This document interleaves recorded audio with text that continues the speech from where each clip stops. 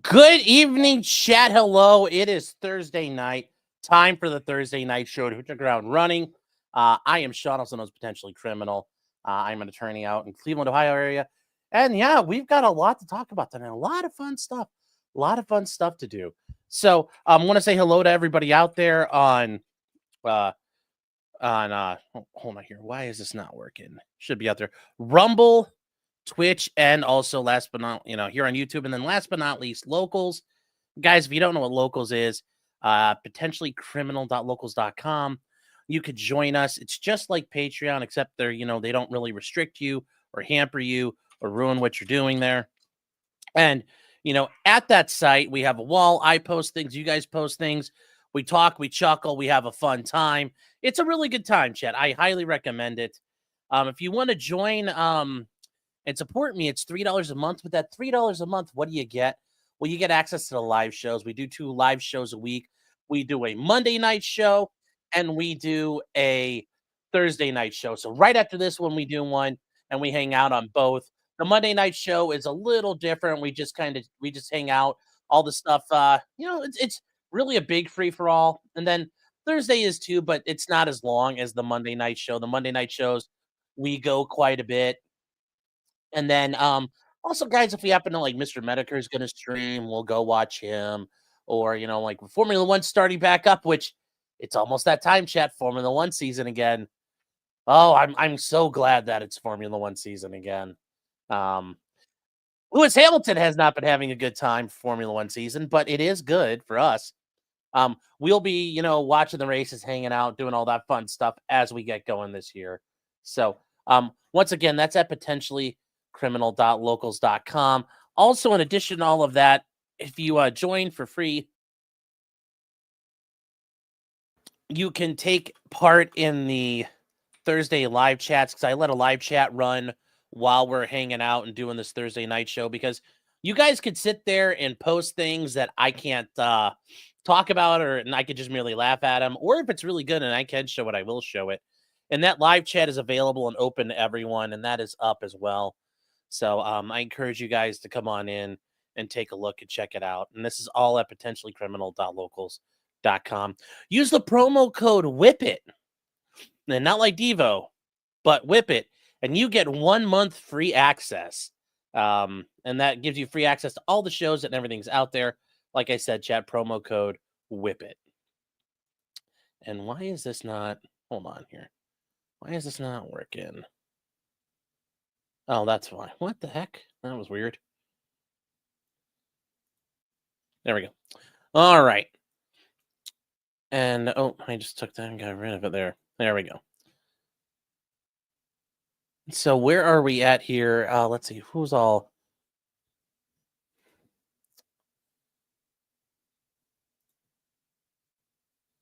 Josh Mecopium, how you doing? Friend of the show is saying, very cool, Sean. Not who's Sean? I don't know who that guy is. To shout out my Inuyasha. I thought it was Inuyasha Adventures, but yes, Inuyasha Adventures. I was pretty close. You're pretty close. I was trying. I tried, chat. I tried. Also, guys, if you are new, we try to wait a couple minutes to let people filter in because it does take a little while. Now, I know last night we were talking about some things there. And people were talking about like the plane crash that happened in Washington, D.C. And people are bringing up like, oh, it was this, it was that. I'm like, okay, guys, look.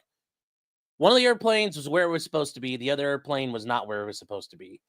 The jet, the American Eagle jet, if you guys listen to the radio traffic, you'll hear like Blue Streak. That's their call sign. So it'll be like, it's like Blue Streak 3425 or whatever flight number was. That's them coming in. You can hear them come in over Vortac and everything on their final. They're declared to do their final approach and clear it in. You hear the helicopter, Pat 25. Yeah, the helicopter was flying the helicopter route, it looks like, and it looks like a little higher than it should have been. And yeah, so they went. I mean, that's what happened. It wasn't because the pilot was some blind black trans lesbian name, like the first black blind trans lesbian to ever fly a helicopter. It wasn't that. It wasn't because of a DEI controller. It wasn't because of a DEI pilot. the pilot that was in command, it looks like had over 500 hours of time, which is quite a bit. I mean, it's not like you're not like a skilled pilot. You're not flying for like, you're not flying Delta Force around like that. But it was just, oops, you fly on your route and you go a couple hundred feet higher than you're supposed to. You're off by 100 feet. Well, what's the difference? Well, the difference is an airliner slams into you. That's normally what happens in these. It's pilot error. Could there be some issue with the controller? I did listen to it a little more in depth today. It sounds like the controller wasn't as, I guess, authoritative, but I don't think they really broke any rules or policies as far as controllers are concerned, from what I could tell. So, pilot error, man. And when you're that close to the ground, shit happens. Shit happens, and there's no room for error. As far as I know, somebody sent me an email saying, because like I do know a little bit about the TCAS, the terrain avoidance and all that, and the collision systems. Well, under 1,000 feet, it's not going to work because the whole time it's going to be like, oh my God, you're about to crash. It's going to be like, pull up, and it'll at that point, it won't have a solution for you either, because the way TCAS works, it will tell you what to do to avoid that issue. And, the idea of like when you're coming into land, 1,000-foot separation, well, when you're landing, there's going to be a bunch of airplanes nearby. Like none of it works. So, TCAS was like, that's not something that's applicable. Once that plane started making its final approach, the die was cast. Once it came in and rolled out its flaps and lowered the landing gear, it was a train on the tracks, and that was it. And that helicopter, it's like people blowing stop signs. You change it by like 2 or 3 seconds, completely different outcome somewhere along the way. So that's how it happens.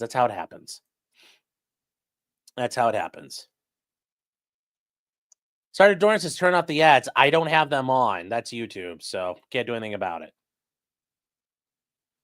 Brimstone says we can't touch you with your green chlamydia. We'll see about that, man. We'll see about that. What else are you guys talking about today? It's neither. It's the thought that counts. Well, aw. Has a 25-hour stream already started? No, it did not. Guys, yes, if you guys remember where we made it to 25K, we've reached the mountaintop. And it's more like, we climbed to the jungle gym on top of a playground, like the real mountain of 100K or 1 million or 6 million. Yeah, we got a ways to go, chat, but we're going all the way. We will do something about the 25K at some point. I do want to say to each and every one of you, thank you. I appreciate the support. It really does mean a lot to me. I remember when I started doing this and I got to like 15, and we kind of sat there for like a whole year, like 15, 16. I was like, let me catch this where I top out. And then in the past year, we gained like 10,000. Like I was like, rock on. So thank you guys for all your support out there. Let's see here. Nate Matthews says, I have a special theory I'm going to speak on my poop cast. Yeah. Heard it tell was a pilot with less than 500 hours experience. Yeah, still though. I mean, like you weren't paying attention. Situational awareness is lost, and you're not where you're supposed to be right that second. So the helicopter was flying visually. If it was flying, well, I mean, it's at night, and they may have been trying to use night vision training. So who knows what it was trying to do? But either way, even if it was trying to do night vision, like the plane would have been like really bright in their goggles. Like, so something happened. They just probably weren't paying attention. Shit happens, guys. Like airplanes are flying around in the air. Like eventually they run into each other. Like we've been very fortunate over 15 years without an accident. The odds were defied for a very long time. And then finally the odds catch up. It was the helicopter was DEI, like the Sikorsky factory where they're making them on the assembly line. It's got like the DEI like rotor and the DEI flaps on it. Like, yeah. Okay, come on, guys. I'm capping for DEI. Come on now. Just causes DC Aerospace spec elbows to assholes too. Go look at an aviation chart for like LaGuardia or JFK. It's just as bad.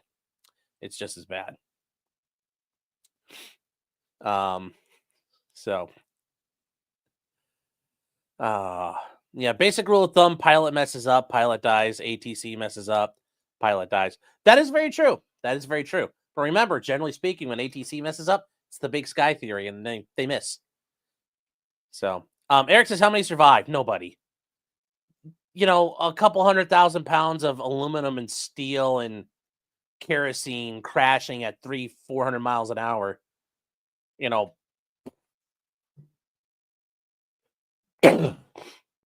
nobody survived. I'm sure most of the people, almost everyone was dead before they hit the water. I mean, they fell a couple 100 feet on top of that. I bet most of the people on the plane had no idea what happened to them, if any. So, Alyssa's saying, who was not where they were supposed to be? The helicopter. The helicopter. The helicopter was higher than it should have been. The airplane was cleared to land. If you listen to the ATC and the tower, on a, talking and, was not telling the plane to adjust its altitude, adjust the speed. He comes in, lines up on his, comes in over the beacons, and he's doing everything right. They don't tell him to adjust or change.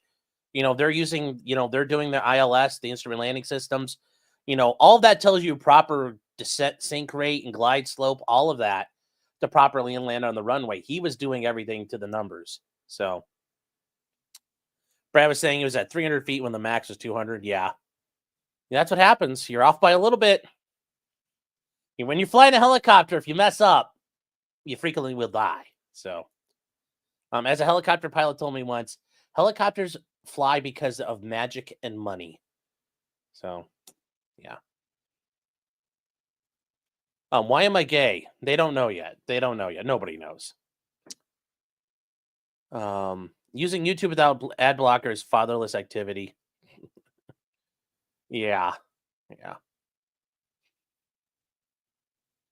Just don't promise us a 5K gift. Oh, I won't. I will not.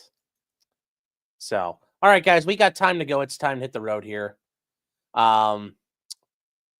Pitchlock saying an approach at a general ATC are generally two different frequencies. Yeah, but at Reagan, there was the tower because, you have there'd be Washington Center, which controls all the airspace around. Then you have approach when you're approaching the airport, and then you have the tower. There's a couple different layers. The tower was talking to both things because the helicopter was passing through basically the tower's airspace. The helicopter was talking to the tower when this all happened. So, yeah. The approach plate says helicopters must remain at 200 below north of the bridge. Yeah. If you guys have never read a flight of a chart like that, you should. It's actually very interesting if you've never read one before. So, anyways, guys, here we go. We got a couple of things to turn into here. Sunshine says first. Oh, congrats. The Amateur Iconoclast gifted 5 subs. More H1 green visas. That's right, chat. The Grays, your days are numbered. We're taking everything. We're taking everything from you. TV's Will Heron. How you doing, Will? Says, thank you for your time yesterday. Of course, that was a fun time. Guys, if you didn't know, Will Heron and I did a video real quick. We talked to Kay. She's the woman who's been able to go to all the Nick Riggati hearings.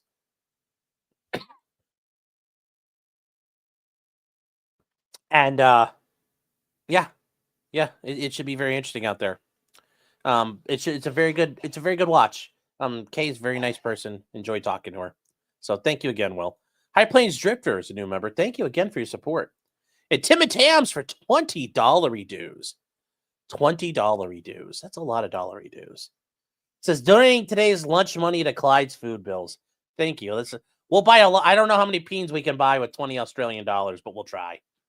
And then Let's Go Brandon says, and you're starving Clyde because you botched one stream crash. Shameful. Stop eating his food. Well, it's full of corn and it's full of carbs. Why would I not? Why would I stop? All right, guys. So it's time to get moving from here. It is time to get going. Some interesting news. And it's somebody, a very kind of scumbag U.S. senator. It's somebody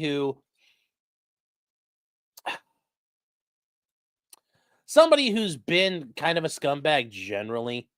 And we're happy to see him go. I know I am, at least. I'm just thrilled he's gone.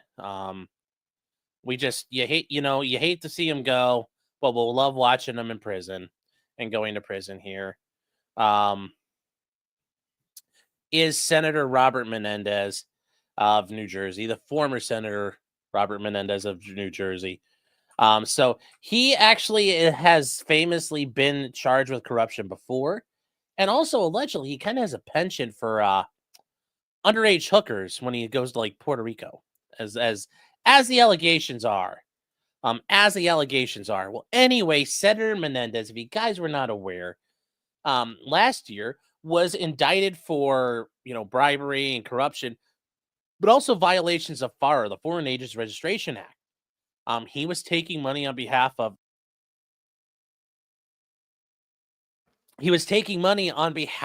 Egyptian officials and flooding money around and involved in arms sales to the Egyptian government. When you guys remember, we covered this at the time. They found him in his house. They found in his closet, there were like gold bars shoved in the jackets and in his like wife's shoes sitting all over the place. It was very interesting when we went through it, and it couldn't happen to a nicer guy. He went to trial, and he was convicted. And yesterday he was sentenced. And it's good. It's good. He got 11 years. And let me see here.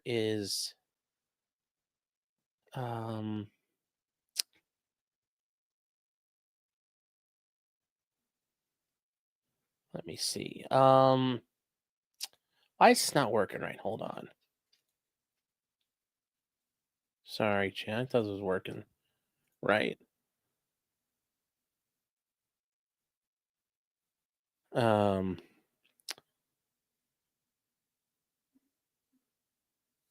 Why did...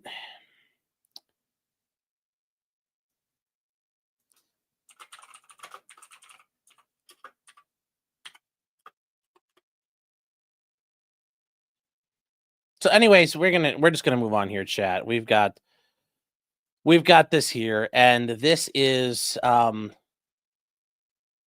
his hearing yesterday, he actually ended up getting 11 years in prison. And you're like, couldn't happen to a nicer guy. Here we go. And as he is out of the New York and New Jersey area, the New York Post was covering this, and yes, he begged for leniency and cried, but he got 11 years for collecting gold bars. So he's going from gold bars to prison bars. So yes, he cried. He got 11 years in prison. Yes, he's a New Jersey Democrat and former head of the Senate Foreign Relations Committee. So he wasn't just there's only 100 senators, guys, but he was an important senator. He was a very important senator. He wasn't just some random bum. This is kind of a big deal. A pretty powerful U.S. senator was doing this stuff, and yeah, you don't feel bad about it what ultimately happens to him, because you're just like, okay, goodbye. Don't let the door hit your ass on the way out. But yes, he got known as Gold Bar Bob, which I never heard anybody say that about him, but okay, I guess it works. And yes, this is him right here as he walks into the courthouse in New York City for his sentencing. And he says, he was, as the judge says, somewhere along the way, sorry to say, you became a corrupt politician. Well, was it was that really what happened here? Like somewhere along the way? Why don't you just kind of acknowledge the idea that he was probably a scumbag all along? I mean, you don't just become a scumbag politician. You pretty much are a scumbag politician. It wasn't, it's like, well, what was the thing that did it? What was the thing that did it for him? I mean, are we gonna ever know? It's like, okay, come on now. You know what he is. You know what happened there.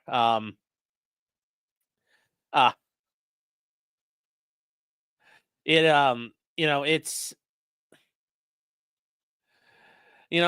just absolutely ridiculous. It's just absolutely ridiculous, everything that happened here. And you don't feel bad for the guy. You don't feel bad for the guy. He became a politician. The sentence was doled out after they argued for a lesser sentence and that his reputation was destroyed. Despite his record of service, I mean, well, you know what? It takes a second to light on fire decades of good faith. But he's already had corruption trials. He's already considered a scumbag. Like, that's not really the thing here. I just think this is hilarious what happened to him. So he's been ordered to report to federal prison by June 6th. Now, here's the neat thing. That's not uncommon. You get that right typically in a federal case. And what does that mean generally? Well, because it's a nonviolent offense and he's lost his ability to travel. So he's going to report. A lot of people get that. Now, some of you say, well, like, what about the January 6 people? Well, they were accused a lot of times of violent crimes, and many of them were kind of still in jail. So you don't get to get out when that happens. So he's got till June 6th to show up. And apparently the jurist asked the judge, what's corruption? Yeah. So he got 11 years. He got 11 years. He claimed that the reporters were out there as a political witch hunt, and the charges were brought because he had pissed off Joe Biden. So it was very funny. And then, yes, I did think this was hilarious. I wish I could have heard it.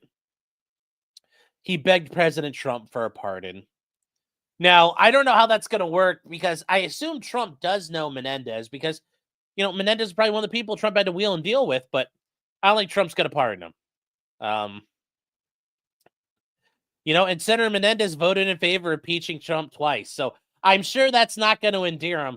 The guy you tried to get rid of is now your only fucking hope. That's not going to work. That's not going to work. But yes, here he is. It's him again. Getting his 11 years. He says, President Trump is right. This process is political and is corrupted to its core. I hope Trump cleans up the cesspool and restores integrity to the system. Oh!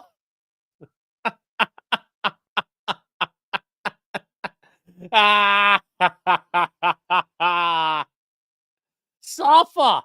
Safa said it to Menendez. Safa!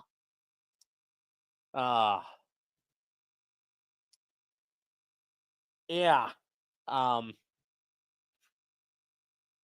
Yeah, like now you're like, oh my God, the swamp is real. It finally attacked me. When asked repeatedly why he was claiming the case was political when it was brought against him by another Democrat, former Manhattan U.S. Attorney Damon Williams, Menendez slunk away and walked to a waiting car without answering. And yes, if you guys remember, they talked about finding the 13 gold bars tucked in his safe. Cash was shoved everywhere. Wads of bills were shoved into boots. And envelopes were stuffed into his official Senate jacket, which it's like, come on, man. That just looks so bad. That looks so bad. It just doesn't, you got to think about when you're doing stuff. You got to think about when you're doing stuff. It just looks bad. It's a bad look. It is a bad look. It's a bad look. It's a bad look, chat. He did not testify during his 9-week trial.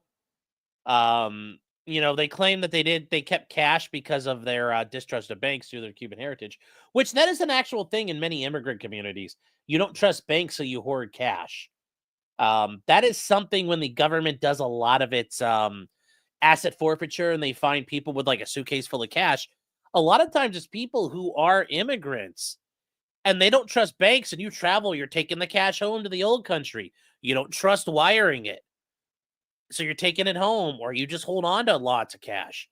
That's a very realistic thing, but they're lying about it here because they're not, just some podunk Cubans who came over recently. It's a fucking United States senator. So it wouldn't work. It wouldn't work. So that's the problem here. That's the problem here.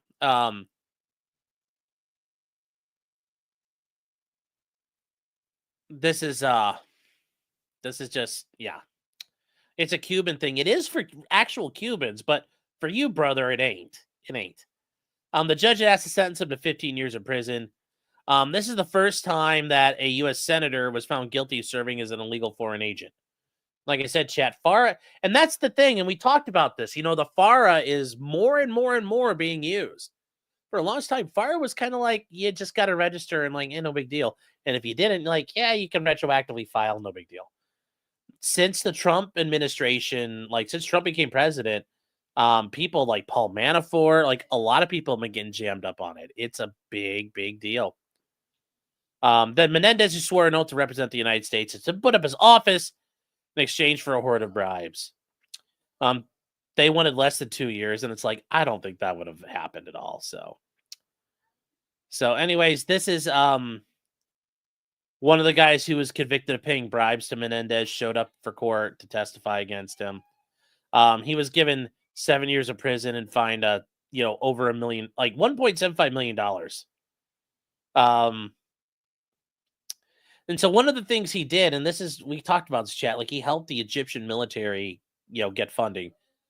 He ghost wrote a letter asking the U.S. to unfreeze $300 million in aid to Egypt.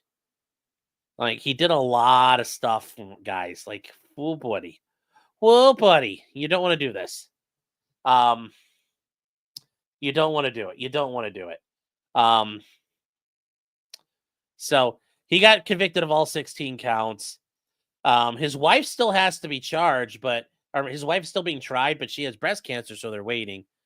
And Senator Menendez, he had his own statement he released. He's got his own Twitter account still. And he says, "I'm innocent and look forward to my appeal on a whole host of issues." And he says, "Let me say this process is nothing but a witch hunt by the Justice Department's National Security Division and the prosecutors who are more interested in scalps. Not going to lie, yes, collecting a scalp of a U.S. senator is pretty cool. Only the Southern District of New York would embrace an FBI agent who got caught lying on the stand in order to make their case." Okay, like maybe. Sure, are the Fed scum? Yeah, but it's like, I don't know about this one, man. I think they kind of got you there. And only in the SDNY would prosecutors allow a witness to walk away from over 10 charges, including defrauding the government, so they can get him to lie on the stand. Welcome to the Southern District of New York, the Wild West of political prosecutions. Trump is right. This process is political and has been corrupted to the core. I hope Trump cleans up the cesspool and restores integrity to the system. Oh my gosh. Well, happy trails, Bobby. It doesn't, from the parts of the trial I was able to take a look at and the reporting of it, I don't see any of that happening. So it's like, what actually happened here, man? That you think you got wrong? You think you got wrong? But okay. All right. Well, yeah. Appeals are for losers. Yes, they are. But he actually very likely could get appeal bond, meaning he could run out, he can waste time and while the appeal is pending, and then with the Second Circuit, and then he could try to see what happens. Although, he ain't getting any younger, so eventually, he might die too. Yes. While Menendez was a huge Trump as a Russian asset since 2016. Yeah, I know. How the tables have turned, Bobby. How the tables have turned. Yes. Oh.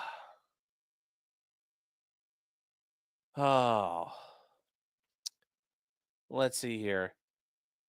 If he's going to use the Cuban heritage as an excuse, he can be deported. Yeah. Nate Matthew says, but it was all tax-free. It was all tax-free. Oh, yeah. So, anyways, that's not gonna turn out well for him, chat. It's not gonna turn out well for him at all. All right, guys. I thought that was a great way to start off the night. You're like, well, ooh. So, I know we talked about this very briefly. I think we talked about this last week with the pardons. But we're gonna talk about this real quick. If you guys don't remember, this is Stuart Rhodes, founder of the Oath Keepers. Got convicted of the seditious conspiracy for 18 years. He got his sentence commuted by President Trump, along with all the January 6ers who got their cases pardoned, and then also, cases thrown out. Once again, shout out to Don Workman. Free again. So, glad you're out there doing well, Don. Anyways, this is Stuart Rhodes. He was back in D.C., but as he got released, this came out, and this is from the judge who sentenced him. And this is the judge who presided over the Oath Keepers trial. And it's Judge Amit Mehta. And he put an order in. So this is after Trump has commuted him. And guys, a commutation is... Oh, sorry. It probably helps if you can see what we're looking at here. Anyway, this is Stuart Rhodes real quick. If you guys have never seen him before, this is Stuart Rhodes. He's the guy with the eye patch. One of the Oath Keepers. Now, Judge Mehta, as soon as this guy got released, he put an order out. Now, here's the thing. There's two different things Trump did for the January 6 people. He either gave them a pardon for the ones who have been convicted. If you had been convicted, your case got thrown out. But people were pardoned completely. Full and unconditional pardons. Other people... Oh, hi, sir. Would you like to join us for a minute? We have a special guest, chat. We have a special guest tonight. Special guest with us. So anyway, what happened? Well, the pardons were full and unconditional. All right. And then the first group of people that Trump put out when we cover this were given, their sentences were commuted. And a commutation is merely that your time is served. It doesn't relieve you of the disabilities or any of the punishment. So anybody who received a pardon, they could go out and buy a gun because they're no longer a convicted felon, for example. But if your sentence was only commuted, so like Stuart Rhodes, his sentence was 18 years. Sorry, I'm going to give you the dog ASMR. Hold on, chat. Hey, Papa. Okay. So Stuart Rhodes' sentence of 18 years was commuted. Basically means it's done. The sentence is deemed to have been served. Good enough. Go home. It doesn't relieve him of any other disabilities. So, for example, he's still considered a felon for, like, if he tried to buy a gun, he could still get charged for that. But part of your conditions when you are normally in federal prison is you're then on release, supervised release afterwards. Basically like a term, like kind of like probation. They could supervise your release afterwards, like parole or however you want to call it. So Judge Mehta put together, he amended the conditions of release. Now remember, when Trump does the commutation and commutes a sentence, it's over all the way. No more punishment. You can't do a goddamn thing about it. But this judge, like a fucking crybaby, had to jump into it. He didn't have to sign a document. When Trump commuted Stuart Rhodes, he didn't have to do a goddamn thing. But the judge had to have a tampon attack and couldn't put the fries in the bag. He volunteered to not put fries in the bag. That's how bad this judge is. So what did he do? He amended the conditions of supervised release for the defendants. And he says, you must not knowingly enter the District of Columbia without first obtaining permission from the court. Okay. You must not knowingly enter the United States Capitol building or surrounding grounds of Capitol Square without first obtaining permission from the court. This order shall be effective January 24th at 12. Now, here's the thing, chat. Here's the thing with this. If he were to violate that order, the court has no power over him. The court can't put him in jail. The court can't do anything. There's literally no more authority. It's like being held on probation and there's no more jail time to put over your head. This judge wouldn't just fucking accept. He wouldn't take the L. He wouldn't take the L. He wouldn't take the L. So what happened right after that? Well, very funnily, the U.S. attorney for the District of Columbia, remember, it's got its own U.S. attorney's office.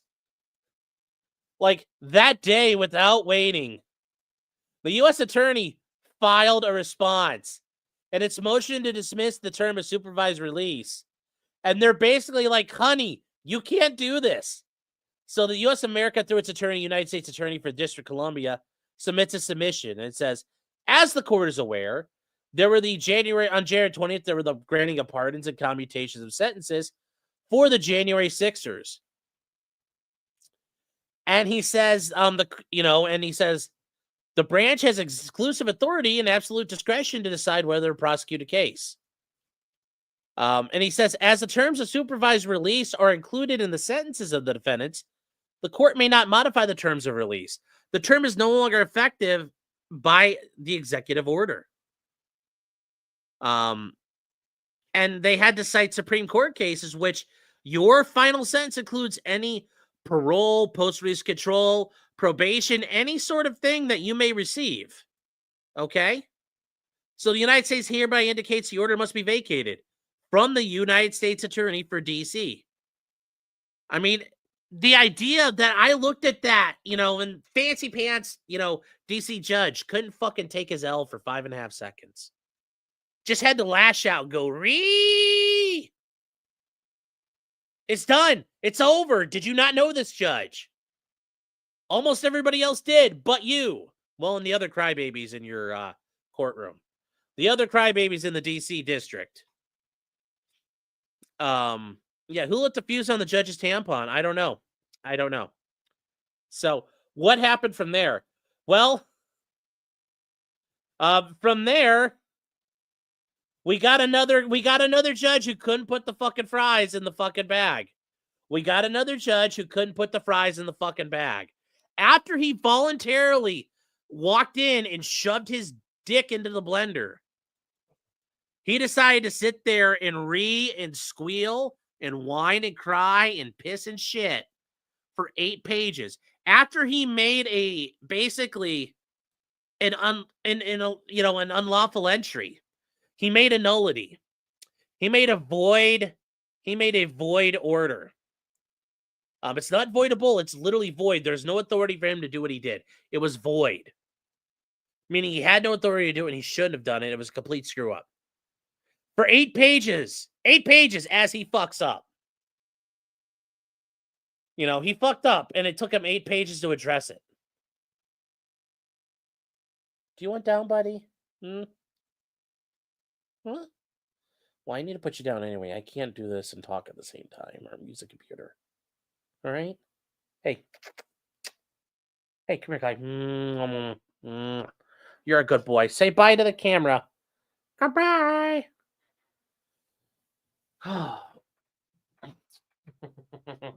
He really wants 2.0, I think. Hi, buddy. Hi. So,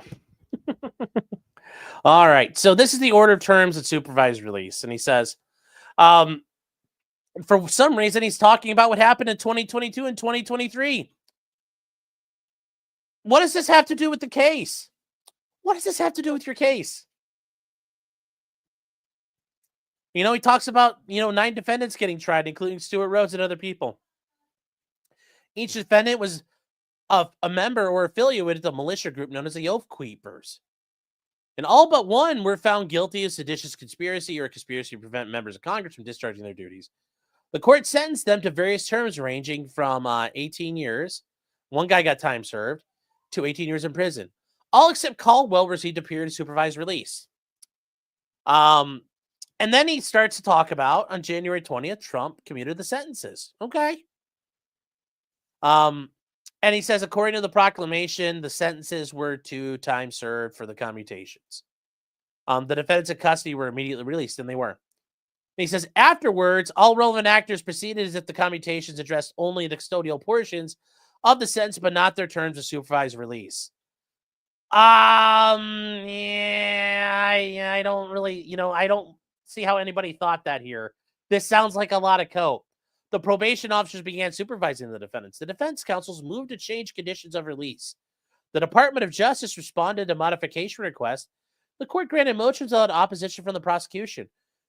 Did you really not think you should have stood up and said, hey, guys, we can't really do this? That's the problem here. He didn't stand there and go, hey, guys, this isn't legal anymore. It's not legal anymore. It's not legal anymore. But he didn't. He didn't want to do that. So the order provided that you had to stay away from D.C. and the U.S. Capitol, absent permission from the court. The court did not impose restrictions when sentencing the defendants because it was not the practice of local probation office to recommend them as a condition of release. That practice later changed, and the judges' court began requiring J6 defendants to stay away from the district and the U.S. Capitol. After the proclamation, this court consulted the probation office about imposing stay-away conditions. And remember, guys, they can consult with the probation departments because the probation departments are part of the court. They work for the court. So that's not, I know some people are saying, well, wouldn't that be an ex parte thing? Nope, they're allowed to do that. And they should. They should work with the probation department to figure out what's going on. To receive confirmation they were appropriate and issue the orders. Hours later, the DOJ, through the acting attorney, moved to vacate the order and dismiss the terms. The department argues the defendants are no longer subject to the terms of release or probation following Trump's commutation of their sentences. Yeah. And the idea that nobody else fucking knew is a lot of shit. Because I knew. A lot of people fucking knew. According to the department, the sentence is broadly construed to include both custodial and non-custodial components. Yes. Nobody has ever disagreed with that statement. No one has ever disagreed with that statement. No one has ever disagreed with that statement. They're absolutely retarded here. This is just whining and crying. This is just cope. This is just cope. The motion concludes not with a request for relief, but with an indication that the order must be vacated. So he talks about Article 2. It's glad he acknowledges the president can do this. The power to grant pardons and the adjacent authority to commute sentences. Yes. And clemency is existing to afford relief from undue harshness or evident mistake in the operation or enforcement of the criminal law. It's a check entrusted to the executive for special cases. Yep. Clemency powers are broad. They are. And the Constitution places few limitations on them. So long as the president doesn't use the pardon power to violate the Constitution, Congress and the judiciary have no power to interfere. Yep. It's true. It's true. And he says, while a pardon generally negates the effects of an underlying conviction, a commutation leaves a conviction in place and lessens the sentence. The commutation does not, however, create an executive sentence. Rather, a prisoner receives a commutation and continues to be bound by a judicial sentence. They have some, and the idea is you're still a convicted felon. The commutation changes only how the sentence is carried out by switching out a greater punishment for a lesser one. And he says the effect of the commutation is illustrated in Dennis, and that's a case they cite of here. Dennis v. Terrace, 6th Circuit, 2019. There, the defendant received a mandatory life sentence following his third conviction for a trafficking offense. Obama commuted his 30-year term in prison. The defendant nevertheless pursued a habeas petition arguing that one of his underlying convictions did not qualify as a drug trafficking offense, and therefore, at most, he was subject to a 20-year mandatory penalty instead of his now commuted 30 years. The district court dismissed the habeas petition as moot, and the 6th Circuit found otherwise. And it says, notwithstanding the commutation, the judicial power remained to reduce the underlying sentence if unlawfully imposed. Okay. It says, but for now, this guy still serves a judicial life sentence, the execution of which the president's act of grace is softened. The original sentence remains intact. And he says, the foregoing principles here mean the defendant's sentences, including their terms, remain intact. Yeah, no, it doesn't. No, it doesn't. No, it doesn't. No, it does not. Including the terms of supervised release does not. Now, this is correct. The commutation does not alter the judgments. Correct. Correct. That's true. Stuart Rhodes is still guilty of seditious conspiracy. Correct. It only affects their execution. The question remains whether the executive branch must carry out the judicially imposed periods of supervision. The answer turns on the text of Trump's proclamation. Yes, so like a full and unconditional pardon, full clemency. You are commuted to time served. This court has found no decision from the D.C. Circuit addressing how courts should interpret a presidential act of clemency. The 11th Circuit has offered guidance, which this court finds persuasive. Or you could look to multiple states that have clemency issues. It's not hard, buddy. This isn't hard. I knew the answer before you did. Takes him eight pages to fucking cope his way through this. He says, in that case, the Supreme Court ruled that deference should be accorded to an executive agency's interpretation of an order it's charged with administering. It found it sensible to extend the principle to the interpretation of a commutation order, so long as the interpretation is reasonable. That approach is consistent with the admonition that the clemency process must be free of judicial control. Well, it must be, because it's not an Article 3 situation. It's an Article 2 situation. And the presumption of regularity that attaches to executive orders. And ultimately, the court's task is not to enlarge nor confine or limit the commutation order. The court finds the reading of the proclamation as both reducing the sentences and doing away with their terms of supervised release is reasonable. I'm glad you decided that was reasonable, Judge. I'm glad brave Judge Mehta. Oh, wow, he decided it was reasonable, chat. Thank God he did. Thank God he did.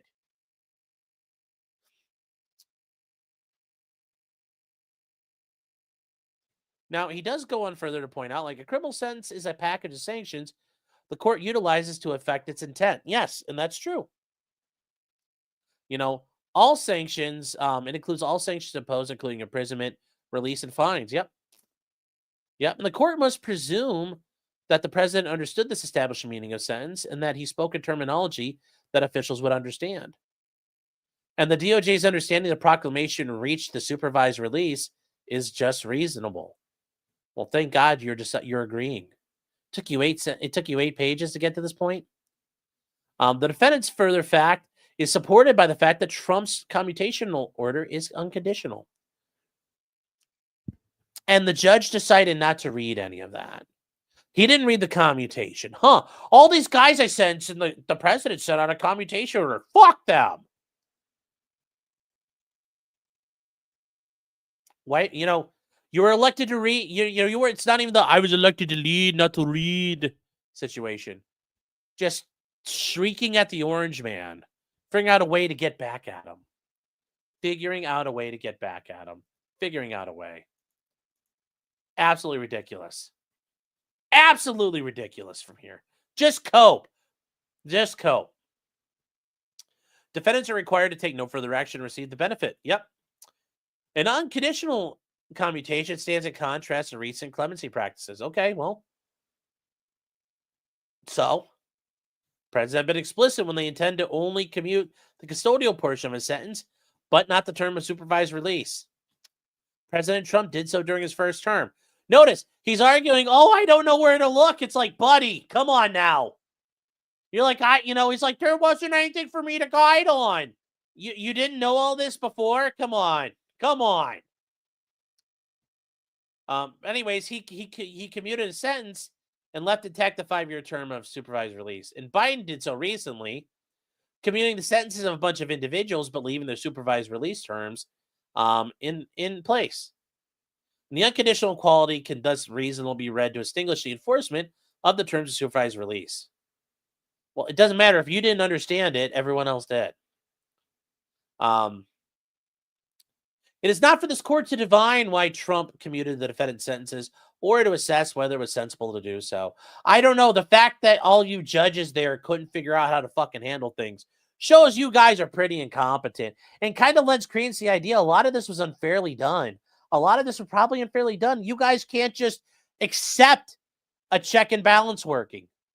The president used his executive powers, and these judges just couldn't handle it. They just couldn't handle it. I mean, we're trying to say, this wasn't rigged or the D.C. District Court wasn't garbage. Sounds like it, man. It sounds a lot like it was.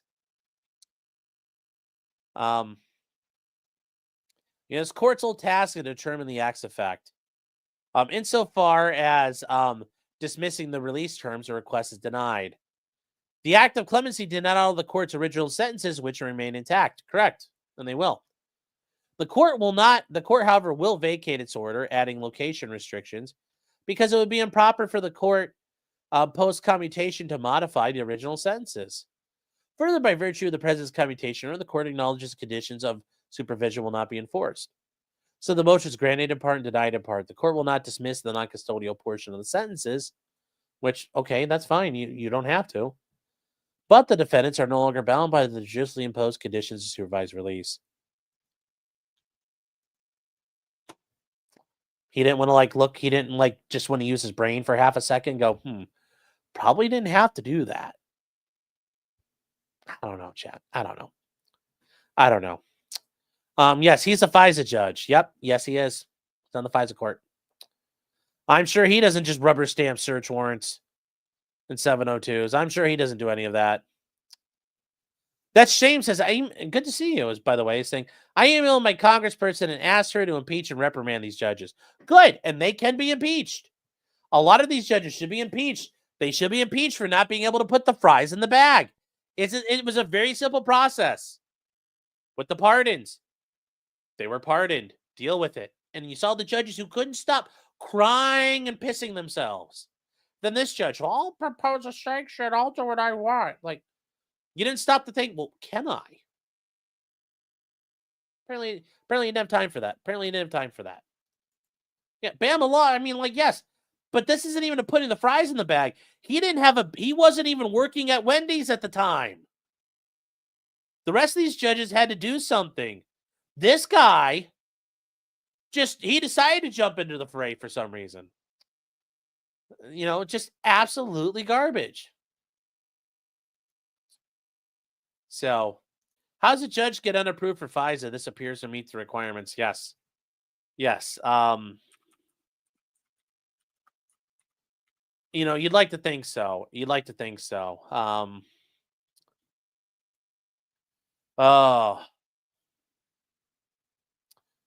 So, yeah, that's a thing there. Hold on here. Trump once says, what's a 702? Section 702 of the Foreign Intelligence Surveillance Act, which allows them to surveil foreign people and then kind of hop around and fuck us all in the ass while they're doing it. So, yeah.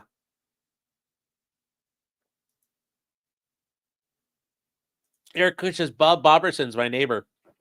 Yeah. So. Yes. Anyways, moving on from there, there is another also Trump related decision that did come out, chat.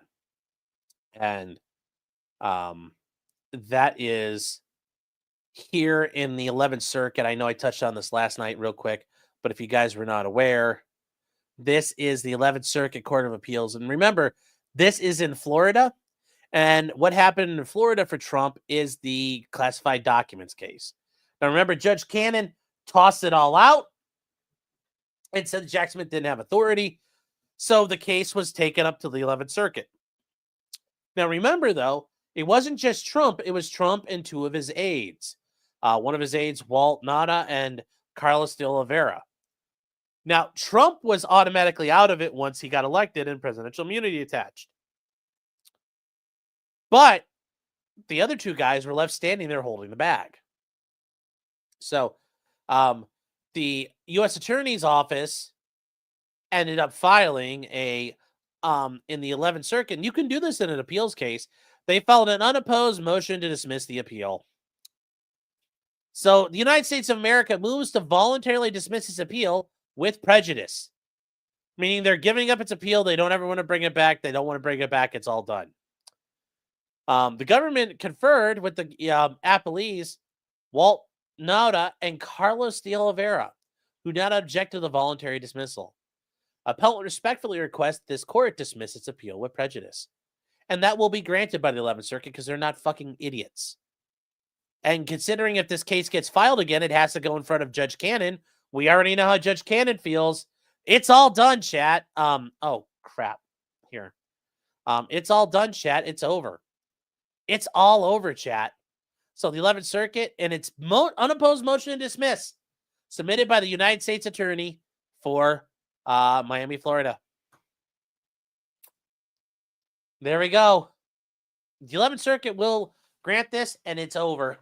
So the guys Trump was working with, they're out of it too now. So, yep, there you go. There you go. Tim Beatty says, "With prejudice makes DC wet themselves." Yeah, but this isn't DC. This is down in Florida, the 11th Circuit. So that's not going to happen here. These judges will do what they're told and do it the right way, and it'll be all over. So everything's done. Everything is done. Let's see here. Well, Stacey says, "Me and my mom swimming at Guantanamo Bay." Cool. All right, guys. And then after that, we also had some other things that got passed as far as laws were taken care of. One of the things that got passed yesterday was the Lake and Riley Act. And guys, we did cover the Lake and Riley murder trial. If you guys remember, Lake and Riley was a girl going to school in Georgia, and she was murdered by a guy from Venezuela who, I know he was a nice boy. He didn't do nothing wrong. But in reality, we watched the trial, and he was a drunk rapist who spent the whole morning trying to go find a woman to rape and murder. And he stumbled around campus trying to do it. And then, he did the jobs we didn't want to do. He raped and murdered a nice white girl. He tried to rape her, but he couldn't because she fought back, and he was too much of a bitch. Thank God Lakin fought back. I'm glad she did. But anyways, Laken Riley was murdered. He got life in prison without parole. So you know what? Hey, he gets to stay forever. He's, it's like, now you can't leave America, buddy. It's like, see, everybody got what they wanted. Ha ha. But we learned that he had illegally entered the country, got a free ride to New York City, and then he got a free ride down to Georgia. Isn't that fun? Yeah.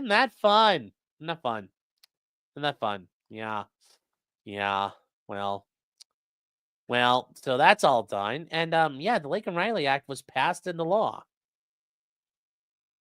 Now, what does it allow them to do? Well, it does allow some things here. It does allow some things. And ultimately, one of the biggest things are people going to have to go back. So he signs the Lake and Riley Act into law. That was yesterday. He signed it in the law.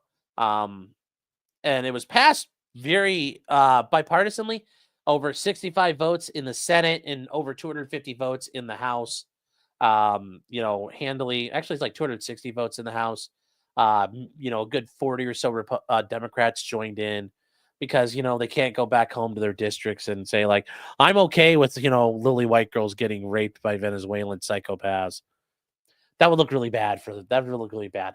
The rest of them, though, they can apparently afford to do that. Nobody cares. So it tells you a lot about the Democrats. Anyways, the Lake and Riley Act will require the detention of unauthorized immigrants, meaning illegals, accused of theft and other violent crimes. I mean, is that a problem? Is that a problem? I mean, like, it's being accused of it. Okay, well, you're here illegally too on top of it. So you got to go back anyway. You got to go back to start with. You're here illegally. Sorry. So the bill won bipartisan support, including people like Senator John Fetterman of Pennsylvania. He showed up. You don't see him in the camera, though, and I think that's a very funny part of this. You don't see him in the picture. Oh, why is my ad block not working? What the hell happened? Oh, there we go. I guess it wasn't working. Anyway, I don't want your top stories. I do think it's interesting John Fetterman's not in the picture. They don't want some moron standing there in his sweatshirt and his hoodie and his gym shorts like this girl's dead, and we're just like, we don't want that. We don't want that. So that I guess that's one thing to look at. I guess that's one thing to look at there, chat. When you think about it this way. So, and the neat thing about it is, for the Lincoln Riley Act, it's actually very short. It's a very short bill. It's like the things we want Congress to do. It's only a 4-page bill. It's only a 4-page bill. So, that's kind of the interesting part about it. So they talk about, committing a certain set of crimes. So, if you've been charged with, arrested for, or convicted of, or you admit to having commit or admits committing acts which constitute the elements of burglary, theft, larceny, shoplifting, or assault on a police officer, or any crime that results in death or serious bodily injury to another person. Yeah. I mean, and that's the thing where people are like, well, what happens if a group of poor illegals are at a store together hanging out with people? It's like, why are you hanging out with people who steal? If you realize your existence in this country requires you to evade the police and evade La Migra, why are you engaging in situations where you'll encounter the police and La Migra? I just don't understand it. I don't understand it. It's muy, loco. It's loco. It don't make no sense. Don't make no sense to me. Don't make no sense. Don't make no sense, chat. It don't make no sense. It doesn't make any sense. Why would you be hanging out with friends who are shitbags? They showed that on the news when the ICE arrested a guy in Boston. They also detained another guy. He was hanging out, like, they arrested the gangbanging piece of shit. And then they arrested his buddy who was illegal too. It's like, why are you hanging out with a fucking gangster? Like, the guy was like, oh, I don't want to go back to Honduras. Like, why were you fucking hanging out with a piece of shit, man? And he's like, I don't know. I don't know. I don't know. I don't know. They're not the smartest. Yes. Also titled, Hang Out with Better People. Yes. Yes. Oh. So, yeah, the Lincoln Riley Act was passed. That is now done. And it's like, okay, well, goodbye. Like, suffer. Don't fucking commit crimes. Like, it's going to, we figure out a way to reduce crime, chat. Like, oh, well, illegals don't commit crimes at the rates Americans do. It's like, even better. We're going to make them more law-abiding by forcing them to be law-abiding. So it's a good thing. It's a good thing. It is a very, very good thing here. Oh.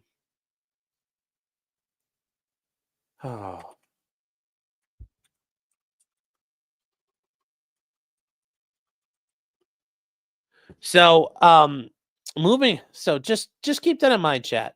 Just keep that in mind. There's some good stuff out there. There is some good stuff. In addition to that, Trump has also authorized the opening of 30,000 beds in Guantanamo Bay. It's like, hey, we're reacclimating the illegals that get caught. We're getting them back down into the the Latin world. There's going to be like you're in Cuba now. It's kind of reacclimate you, and then you got to go back to where you're from. I mean, how does this not work? How does this not work, chat? How does this not work? So, yes, do the Joe Arpaio tent city. Well, true though. Down in Cuba, you can do that because it's fucking Cuba. It's beautiful all the time. So now with that said, chat, there were some other things that we are going to get into here. Another one that is very good is Trump cleaned house at the DOJ. He fired prosecutors who worked on the criminal cases. And yeah, why? I mean, can you really blame him for what? Why? I got rid of the. Hold on, chat. Maybe the ads will go away now. But I tried to. I don't know. My ad blocker wasn't working. There we go. Suffer ad block. Well, come on. Oh God, fucking ads everywhere, man. Ad blocker's on. And wait, where the hell did I go?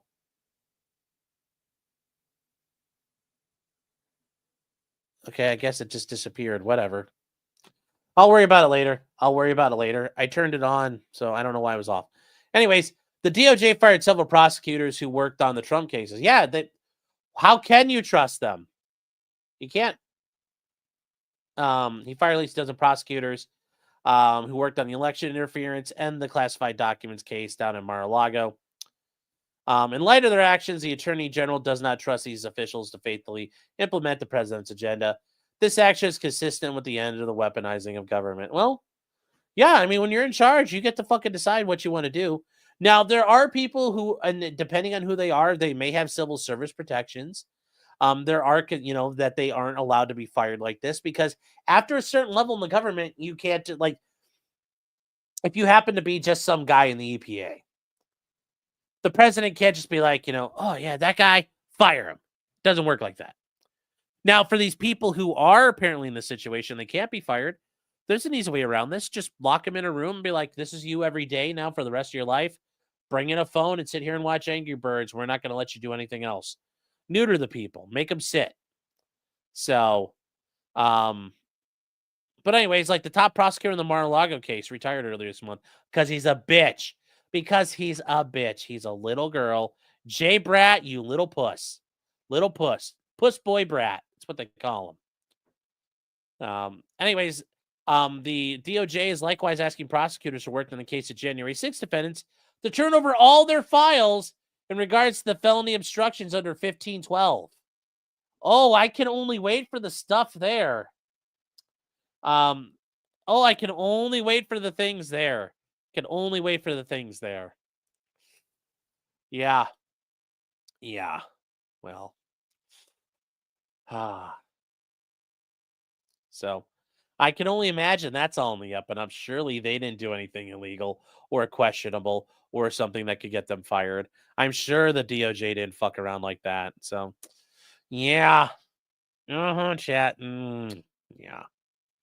Yeah.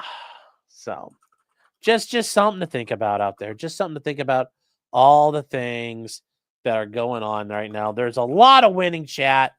As far as things work.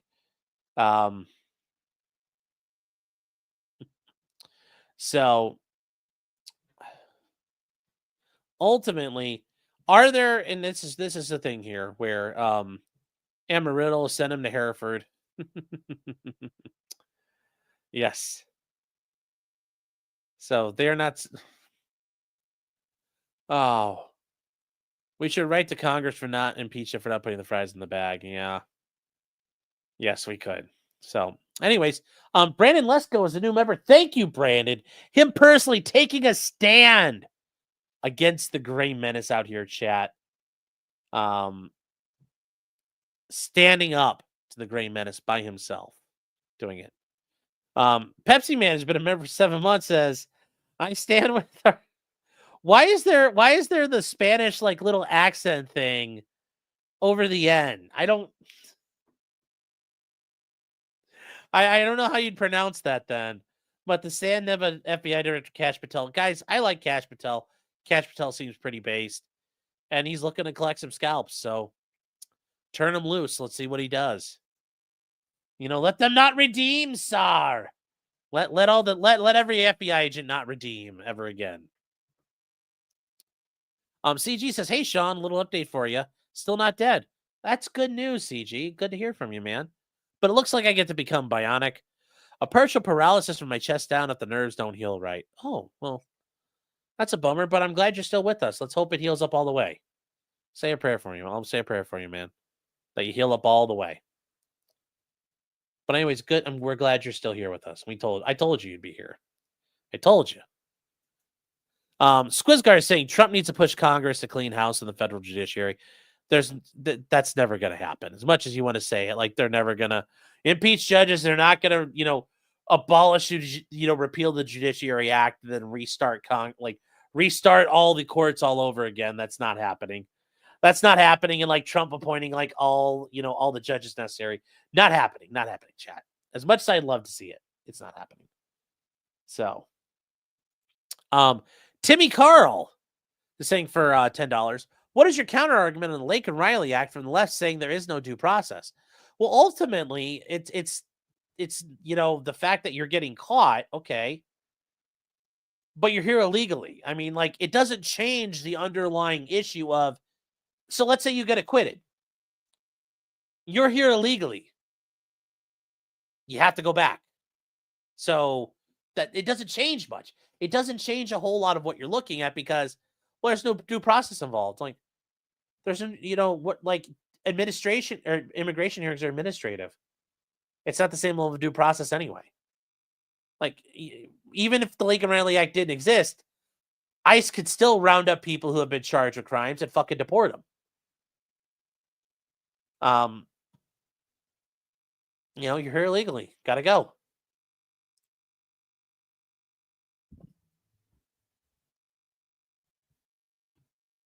That's what happens. That's what happens. I'm sure somebody will challenge it on due process grounds, but I don't know if the courts are really going to do much about it. I'm sure we'll get some judge somewhere. We're back to getting the Hawaii judges again. Hawaii judge puts nationwide injunction. It's like, back to the grind with that. Back to the grind with that. Nick Kreuzer says, can Trump force Congress to install swords of Damocles above each and every one of their workspaces at the FBI, as art? I don't really want to comment because I don't want that to get interpreted as actually, you know what? Fuck it, Fed boys. I know you're out there. Sure. I hope they do. I hope they do. I hope they do. I hope they do. Couldn't happen to better people. Couldn't happen to better people. Couldn't happen to better people.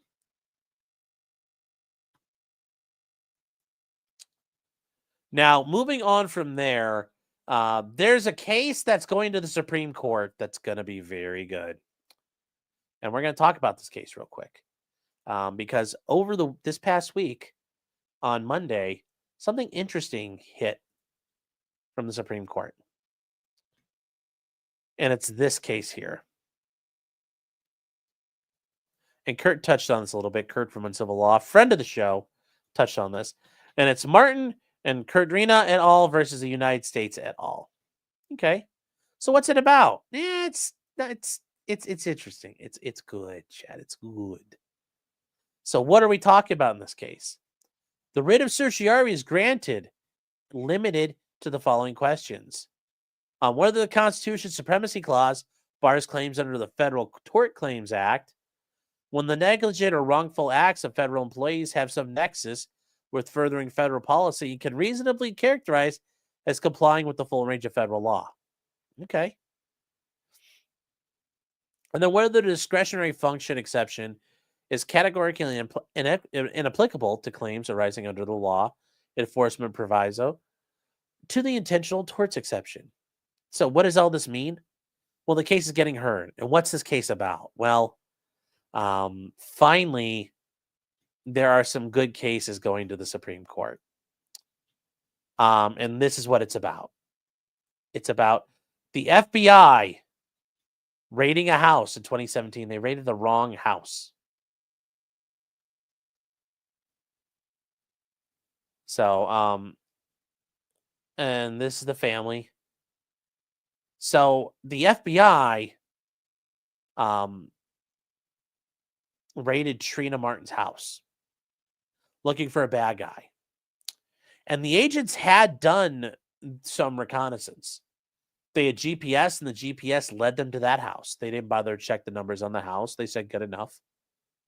All the houses looked the same, and they actually hit the wrong house, and they had to go a couple hundred feet down the road and hit the right house. But the FBI burst in their home and threw everybody on the ground and pointed guns at them, and they flashbanged the house. When the gentleman who lived there told him the address, it dawned on him they had raided the wrong house. The FBI had a warrant for a different house with a different address on a different street. Yes. Yes. So the idea of holding them liable for it, well, the idea is whether sovereign immunity bars a lawsuit. Remember, chat, sovereign immunity is the idea you couldn't sue the king. The king is immune. And the Federal Tort Claims Act is how the federal government allows you to sue them, because otherwise the federal government has sovereign immunity. So you might say, well, wait, how does that work? How can the government say, we are passing a law letting you sue us? How can they do that? Because they're the government and they have more guns than you, so they get to decide, we will gracefully let you sue us. The Federal Tort Claims Act allows you to sue the federal government if a federal employee's negligence or wrongful act causes you harm.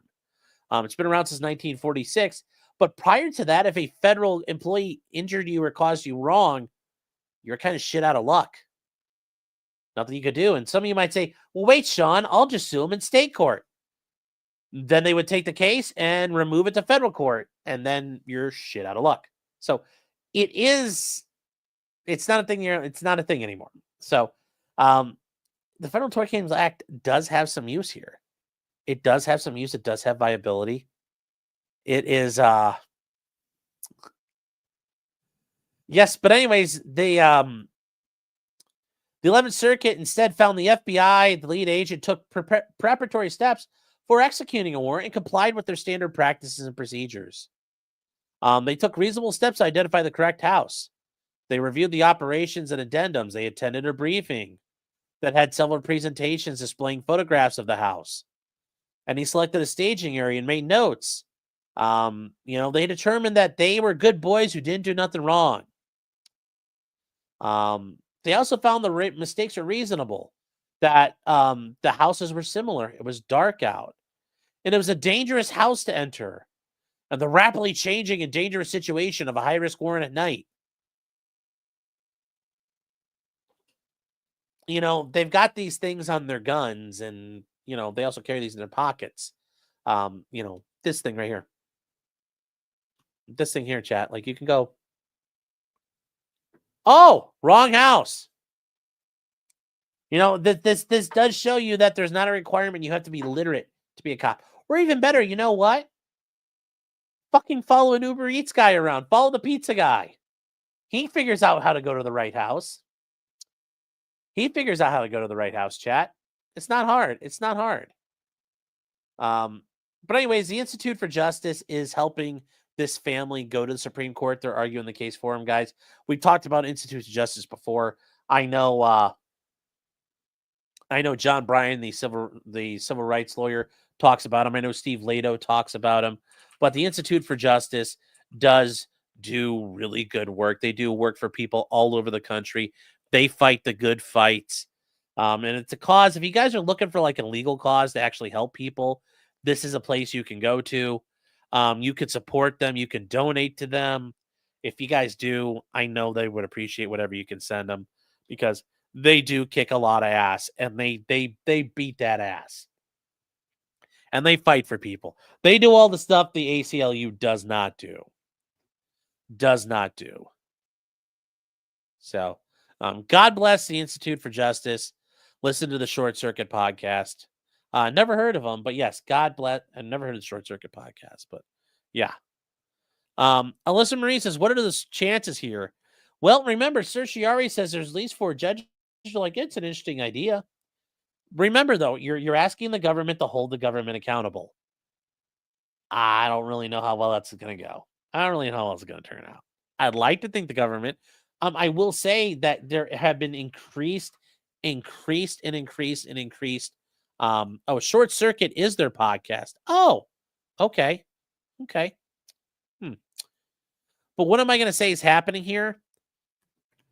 They have a bit of an issue because the FBI's got a problem, and it's the issue of the Supreme Court has even mentioned this, but more and more federal courts at the district and appellate levels are very pissed off at the ideas of sovereign immunity and qualified immunity, and that the government basically gets to do whatever the fuck it wants and wreak havoc, and they get to walk away from any responsibility.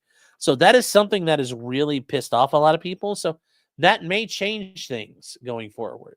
This could be a case that changes that, but we'll see. And ultimately, what would happen here is that they're just going to say to the 11th Circuit, you were stupid, or it's okay what you did. It's not going to change the case immediately, but it will be interesting. So that is kind of the situation there, but it's good news. It's good news. Stuff is starting to happen, chat. It's good news. Like I said, it's, I don't know what more you could say there. One more you could say there. And there's also, so that's there. In an additional case, and something that's probably going to end up at the Supreme Court, is the 9/11 plea deals. If you guys remember, 9/11, September 11th, the Twin Towers, and Building 7. Don't forget Building 7. And, the members of Al Qaeda, allegedly, maybe Mossad too, you never know, conducted the attacks on the World Trade Center using airliners. It was orchestrated by people like Khalid Sheikh Mohammed and a couple others. They were since captured as part of the War on Terror, and they have been interned in Guantanamo Bay for the better part of 20 years now at this point. In 2006, the military commissions were established to try them and other people. And it's, 20 years later, and they're just now getting to like the heat and the hot and heavy part of their cases. So what happened here? Well, remember, the Department of Defense, through the military court and the parties involved, offered a plea deal to them and said, if you plea out, we'll dismiss the death penalty, because Khalid Sheikh Mohammed, for orchestrating, financing, and supplying all the Saudi guys that came over and attacked America, and for some reason we didn't attack Saudi Arabia. I mean, that's just a little weird. Just a little weird. That happened, and we, the pleas were given, and we talked about, so we covered it as it happened. A lot of people were very upset about the plea deals. And then from there, Lloyd Austin, as the Secretary of Defense, revoked the plea deals using the argument that if the military commissions are done on the military, I'm in charge of the military, I therefore revoke them. The trial judge said, no, you can't do that. The judge at the commission said you can't do that. The Military Court of Appeals said, no, you can't do that. And the U.S. government said, fuck you. We're going to go to the D.C. Circuit Court of Appeals. So that's kind of where we are. That's where we are.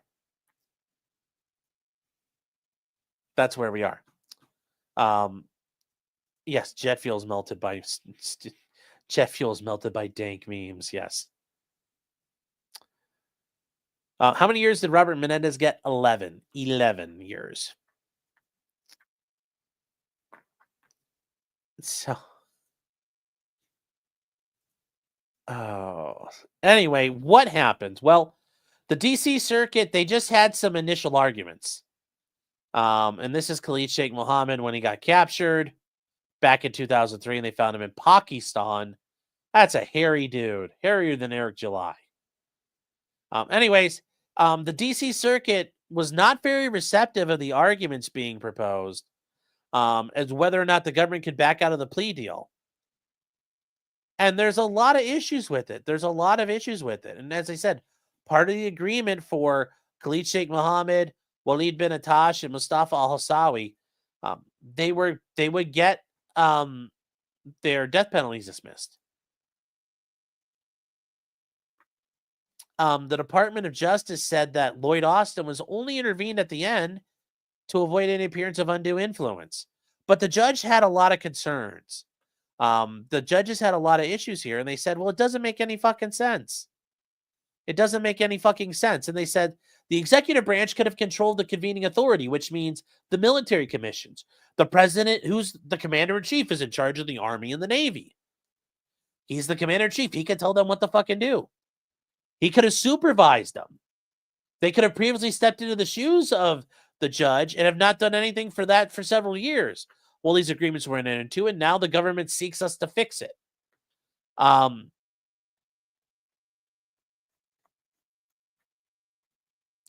doesn't, it's like you guys could have been on top of this. It's your own agency. It's your own things. Why wasn't the DOD supervising this the whole time? Well, really what happened is they made the offer, and then when everybody got mad, they backed out. And then they said, oh, well, that's not our fault. It's the crazy people in Cuba. And that's from a judge that Trump appointed, Judge Rao.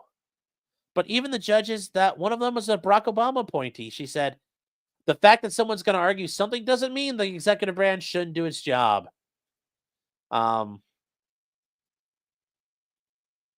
Yeah. So, and here's the funny thing. You learn that Lloyd Austin appointed Susan Escalier, a retired Army lawyer, to negotiate the plea deal on the government's half as the convening authority. In exchange for taking the death penalty off the table, they would have to agree to a set of facts in their involvement in the 9/11 attacks and drop their effort to suppress statements because of torture. And we'll dismiss the death penalty as the offer. So they signed the plea deal on July 31st, and everybody got mad, including Zodiac killer Ted Cruz and Tom Cotton. And then in November, the military commission judge ruled the pretrial agreement was binding and said that Lloyd Austin was aware of the progress before the plea agreement was signed. The Pentagon's Court of Military Commission Review affirmed the ruling, and that's the appellate court for the military commissions. And they said that the performance had begun, making it binding. Sadly, this wasn't recorded, but yeah, it was really good. It's really good. It's interesting. It's interesting there. Sentence Khalid to being stalked by Riley. Yes, that'd be funny. Riley starts chasing KSM around with his big scissors, but Fedorovsky says, if you like his crappy comics, you go, but that is nowhere near Eric July's hairy shoulders. Yeah, well, now that we learned that Eric July, ducked subpoenas for a case he wanted prosecuted, that makes him a bitch. Just saying. Does make him bitch made. You go through all this trouble of having people charged and you don't write it out. That's pretty weak. So, yeah, that's going to be interesting. When the opinion comes out, we'll take a look at it, though. Remember, chat, just because the judges were not as receptive at the oral argument does not mean necessarily that that's what's going to happen. Although I think in this case, probably, and I think it should be. The idea that, the government makes a plea deal, they should be stuck with it once it's accepted. That should happen. The government shouldn't be allowed to back out like that because, oh my God, people are mad at us. You should have thought about that beforehand. And remember, and for it to benefit them, benefits you maybe down the road. Maybe benefits you. So, Fedorovsky says, I'm a Fed, but not a Fed. Yes. Oh. Phil says he never charged him as the pizza restaurant. No, he had the warrant from when Eric July called the police for the tape and shit on his windows thing. They charged Riley with a crime for that. So it's not the pizza place I'm even worried about. It's the fact that Eric July, when it came time for trial, wouldn't take a subpoena. You go through all this effort and then you don't want to take a subpoena. Come on, man. That's kind of gay. So, but yes, you don't hate the government enough, and it should be. The government should be held to the standard. They did this. They went through all of this. How do they not know what's going to happen? How do they not know this is going to happen? So that is an update there, guys. Let's see here. Let's see. Where are we at tonight? We're actually going to do pretty good on time here. So there is a new lawsuit now in the Diddy saga. P. Diddy, I know you guys are like, what's happened with him? Well, he's still stuck in jail in the Metropolitan Detention Center. And what has happened here? Well, a new defamation lawsuit has been filed. A new lawsuit's been filed. And this time, though, it's Diddy doing it. It's Diddy doing the defamation lawsuit. So how's this going to work? How's this going to work for Diddy? He's still got people in there. And he's suing people. Now, he's suing people for things. He's suing Courtney Burgess, a one-time music industry player, and his lawyer, the owner of the cable, and the owner of the cable network News Nation, which aired the interview of this guy. So, guys, remember, here's P. Diddy. And in the midst of all of Diddy's charges, including racketeering and human trafficking, There were people involved.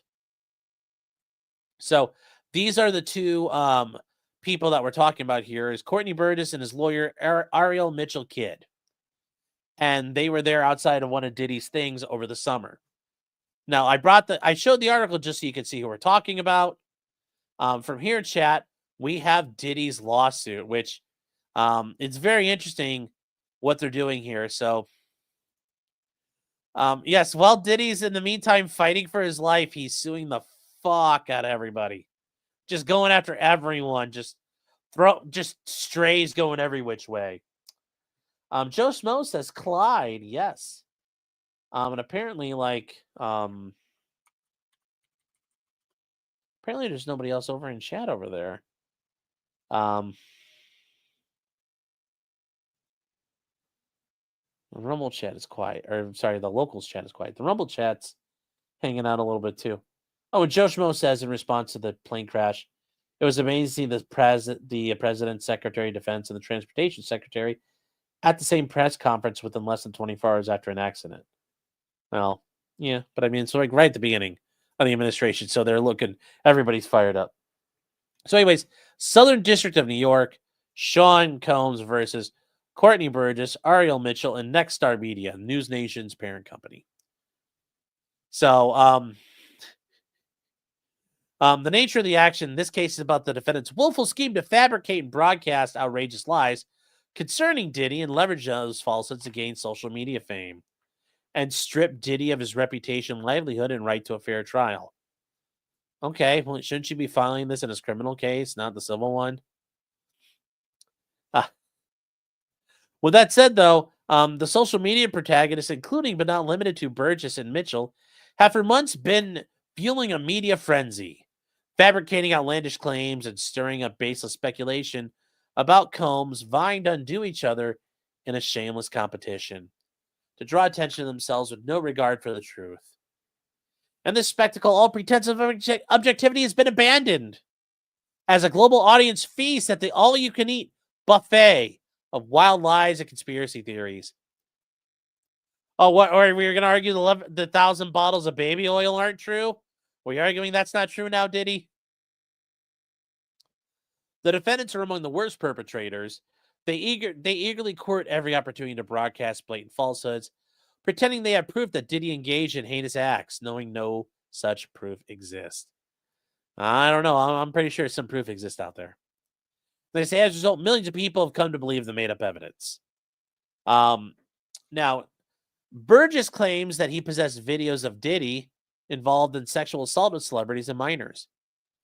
This was repeated many times. Anyone who will listen, including reporters from news outlets, including News Nation. And it says, thus the lies were rebroadcast on social media and traditional platforms that reached millions of viewers in the U.S. and abroad. His attorney repeated those same lies. Mitchell knew her client's claims were false or at a minimum was utterly reckless in disregard for their falsity. Because no such tape exists and because Mitchell never saw any video depicting Combs sexually abusing anyone, adult or minor, Mitchell's false assertions that Burgess possessed such videos, whether falsehoods or recklessly false statements, made as a direct result of the inexcusable failure to investigate her client's lies. I mean, you know, I'm surprised. Like, if there really was a video, you'd think that probably would have also leaked by now, too. It's like, that's the sad part here. They're saying Burgess peddled his false and defamatory statements to promote himself, and Mitchell did the same. Both seek to capitalize in the publicity for final gain. And then it says, these three have caused profound reputational and economic injury and prejudice to Diddy. I'm pretty sure you notice he's not suing Lil Rod. Notice he's not suing Lil Rod. He's not suing Lil Rod, the guy who talks about being forced to have sex with like Cuba Gooding Jr. and all that other crazy shit that happened on the boats and all those other places. Notice he's only going after these guys.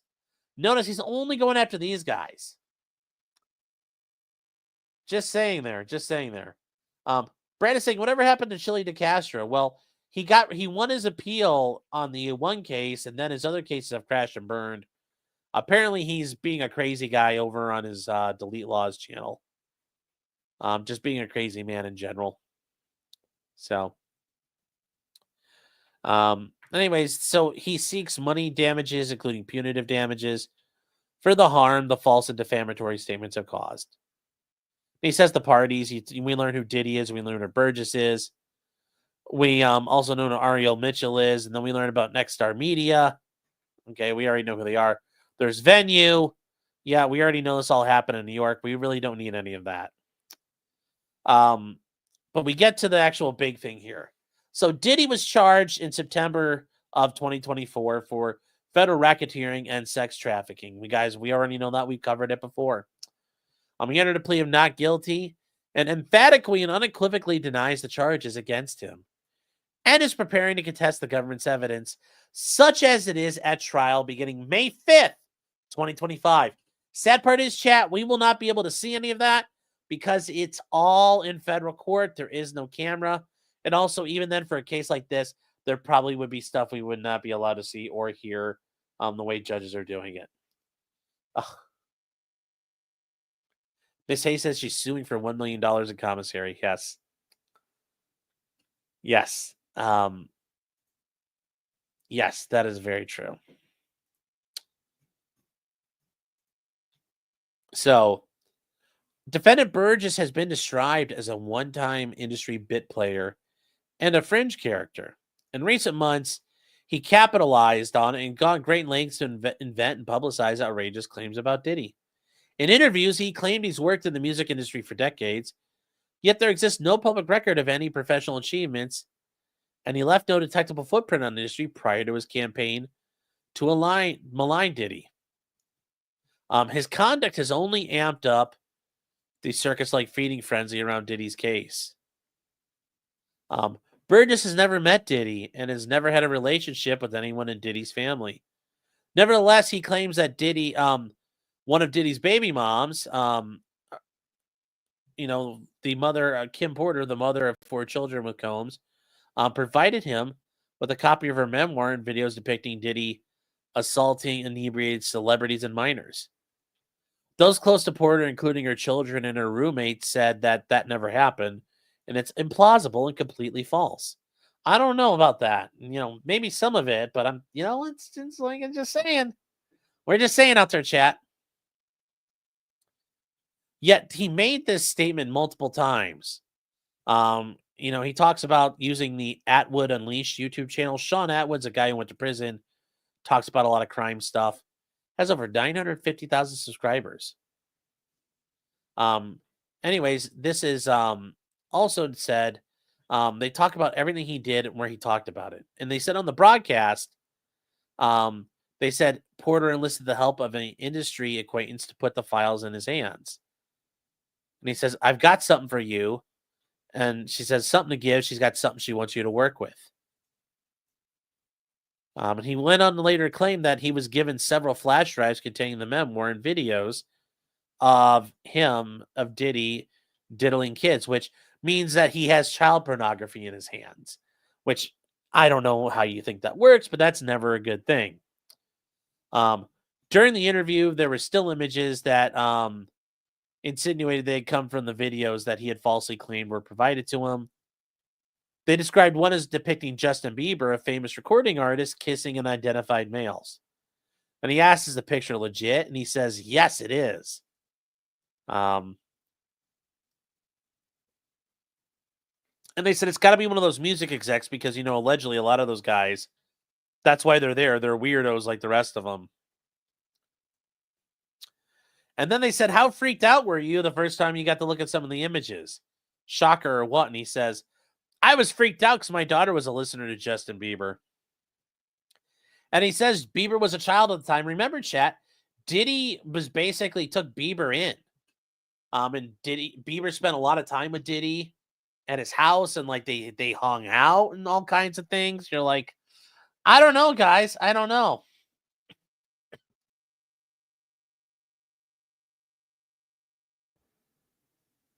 Guys, we're not talking about Kim Porter. So, Burgess went on to compare Diddy to Lucifer, saying he destroyed bodies and careers. But you're gonna have to give up the back end because he'll take you there. It's like, ugh. So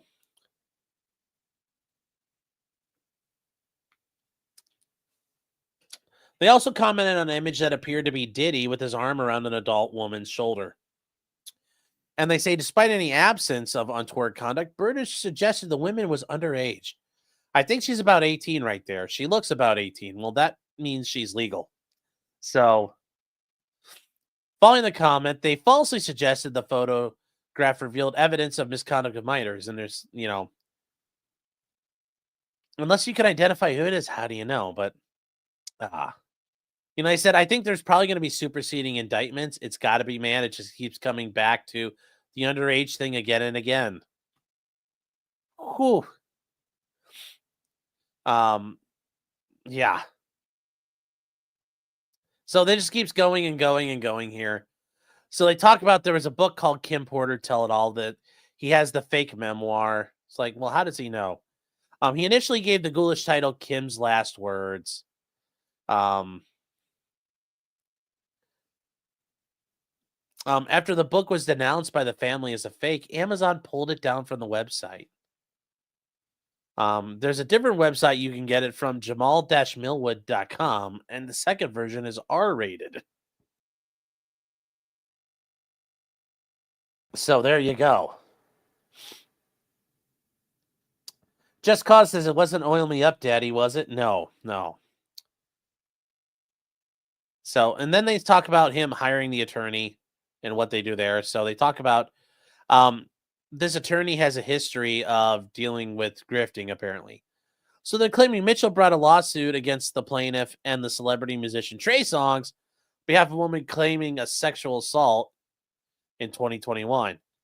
And in 2022, a witness in that lawsuit testified Mitchell tried to bribe her to lie about witnessing the assault and being assaulted herself. In 2022, she brought a lawsuit against Chris Brown on behalf of a woman claiming that he raped her. After the text messages were produced, Mitchell withdrew from the case. And then in the summer of 2024, she filed lawsuits against Diddy on behalf of an adult entertainer who said she'd been trafficked by Diddy. After filing the lawsuit, there was a media tour which she promoted herself as an authority on the grand jury investigation into Diddy. And she said that she would very shortly be in a position to comment on the investigation. And she's brought other lawsuits against Diddy. Even though she hasn't served them, she's talked about them extensively. Okay, well, not looking good. Not looking good for these people accusing Diddy of shit, but who knows? We'll see, because I'm sure at some point this shit's going to leak. Fedorovsky says us Norwegians knew. In exchange for press appearances, Mitchell has demanded luxury accommodations, including first-class flights to New York City and a minimum 2-night stay at a minimum 4-star hotel, on-site hair and makeup services. Well, that's normal when you're doing a media interview. Meals and snacks and an unspecified materials fee. She has insisted that such interviews must occur in New York City. So they talk about all the things that happened there, and they said there have already been tapes leaking around Hollywood being shopped around to individuals in Hollywood. Okay, well, I'm sure they are, given it's, a cabal of pedophile, of psychic vampire pedophiles, that are also cannibals. I mean, that's not a surprise to me. That's not a surprise. I believe that there's tapes floating around of the freak-offs. I guarantee you there are things there. So, so ultimately, they talk about all the shows that this has happened on, and it just goes on and on, chat. It goes on and on and on. They talk about a woman who claims that Diddy assaulted her in Northern California. They say News Nation never conducted any investigations, even though it could have done so. And they say Mitchell's never possessed pornographic images involving Diddy and any celebrity, and could never confirm the existence of the video of Diddy because she's never watched it. She said, I will produce the reports and information of police reports. And she said, I will be attaching the criminal complaints that were made. And she claimed to possess a police report corroborating the allegations, and she knew that that wasn't true at the time. So, yes, if that was truly a lie, that does get you into malicious territory. Even shitbags have the right not to be defamed. And then roughly after she claimed to, she did not attach a police report. And the police departments in the area denied having any involvement made by the clients. And then other sheriff's departments said after they investigated things, they said that it was unfounded. So it just goes on and on like this, and it goes on and on like this. I think these people might be in trouble here. I think they tried to jump on the train and they got caught. They got too fucking greedy, chat. They got too fucking greedy. And here's what happened. The repeated false claims led the federal government to subpoena him for a grand jury sitting in New York City. And on the day before he appeared, they gave an interview on the courthouse steps during which they acknowledged the marshals had visited his residence to ensure compliance with the subpoena. And they continue to repeat these false allegations of, insulting celebrities and minors. Although he probably is doing that. It's just these guys are probably lying. It's kind of how we talked about before. It's true, but the guy telling us it is a liar. So they talk about showing up on Ashley Banfield's show. She used to be on Court TV. And they talked about he was in a possession of trove of evidence of Diddy's freak-offs and parties. If he really had them, that would have been, gold to have. Like, why doesn't the government have them? And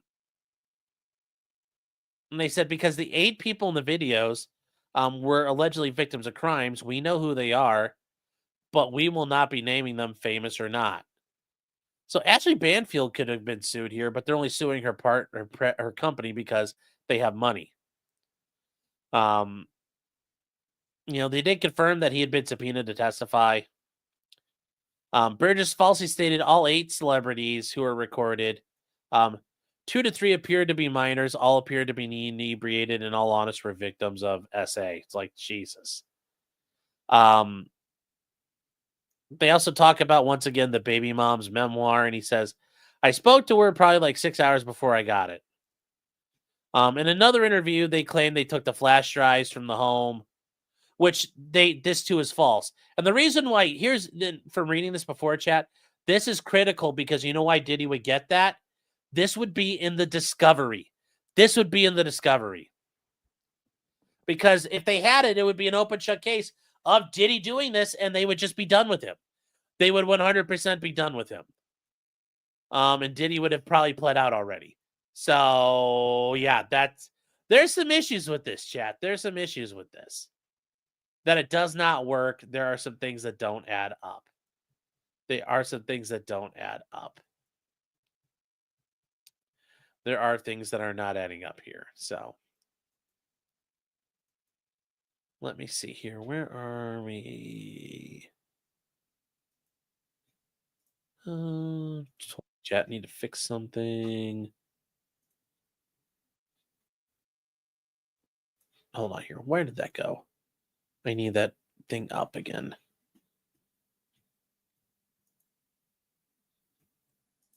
Hold on. Where did it go? I missed it. Oh, there it is.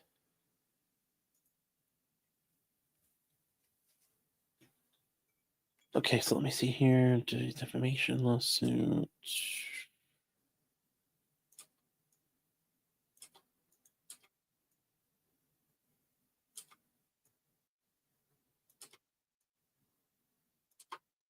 Okay, so we're going along here, guys. We're going along. Sorry, let me get that caught up here. So Diddy would have gotten this in discovery. Sorry, he would have gotten discovery on those things. Mitchell also falsely. This is a great part of it too. The attorney also claimed she had done research indicating the baby oil may be used as a conduit for transmitting drugs mixed into the oil to another person for the purpose of incapacitating him. And she said that Diddy did this to one of her clients, mixed drugs with the baby oil and doused her with it, thereby lowering her defenses. They're like, that's not true! They say there is no scientific basis for asserting baby oil could be infused with drugs that incapacitate anyone.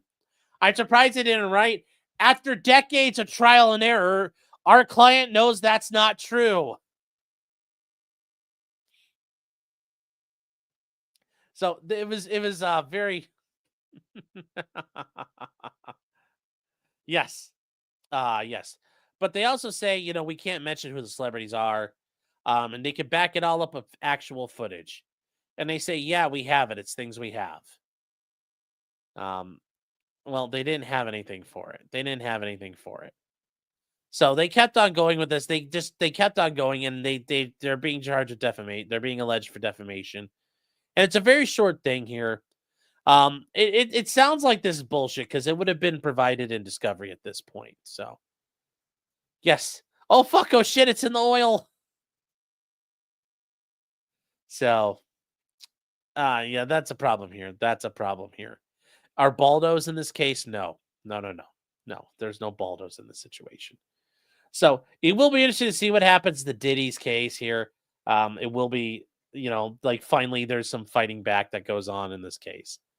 So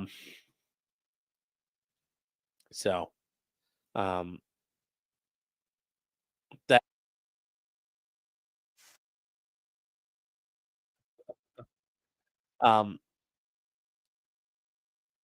so moving on from there, chat. We're going to Detroit here. We're going to Detroit. And this is a pretty Detroit case. And here it is. Justin Hancock says, any updates on the Afro Man lawsuits? Some summary judgment's been done. I'm waiting to see what the court's going to rule. I've also tried to reach out to his attorney, and I've not heard back from him yet. So hopefully I hear from him soon. But I kind of get the feeling that's probably not going to happen at this point. I don't know if he's going to want to talk, but I did reach out to him formally. So this is only a Detroit kind of lawsuit you have here. Detroit rapper says she's suing Lyft after the driver says she won't fit in his vehicle and he won't let her ride. Now, what actually happened here? Well, it's a little interesting. So the rapper's name is Danked DeMoss. That's the actual rapper's name something here. Other than her music. Fans know her as Dank DeMoss, and they're fuming after a Lyft driver allegedly denied her a ride because of her size. And Fox News' Jessica Dupnack is live in Detroit with this story. Anyways, and my goodness, tell us how this so all she unfolded talks here, about Jessica. like how embarrassing it was When her Lyft rolled up. As I'm walking, Detroit Lions Wide Landing tells I've been in cars smarter than that, you know. Deja Blanding tells us she was just trying to get to a Detroit Lions watch party this month when her Lyft rolled up. As I'm walking, I see him like making faces or whatever. I'm like, oh man. She already knew. I can fit in this car. Believe me, you can. Yes, I can. Believe me. He told her there. I can fit in this car. No, believe me, you can't.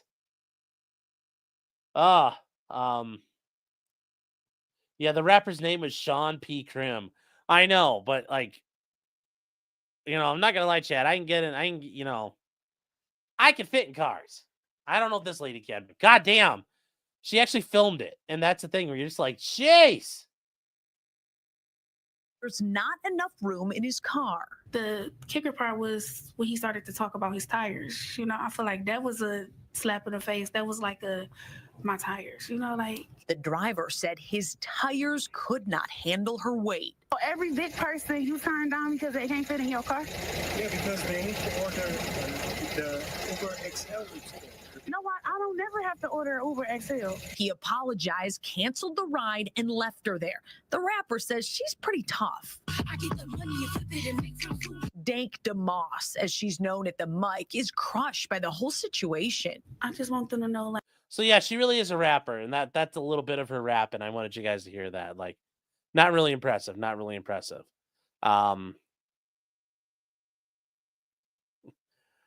So they are actually suing fucking Lyft. And they're filing a lawsuit. Like, they are filing a lawsuit here. And it's you know, maybe we'll get MLS and David to help us cover it because this is up in his neck of the woods. So anyways, these are the people helping sue. And this is a civil complaint. And this is her, Deja Blanding. And they are suing because you know, they cite the jurisdictional amounts. They say venues proper. This is weird. They're not cited. That's a very weird way just to do it with no statutory or other legal backing for it.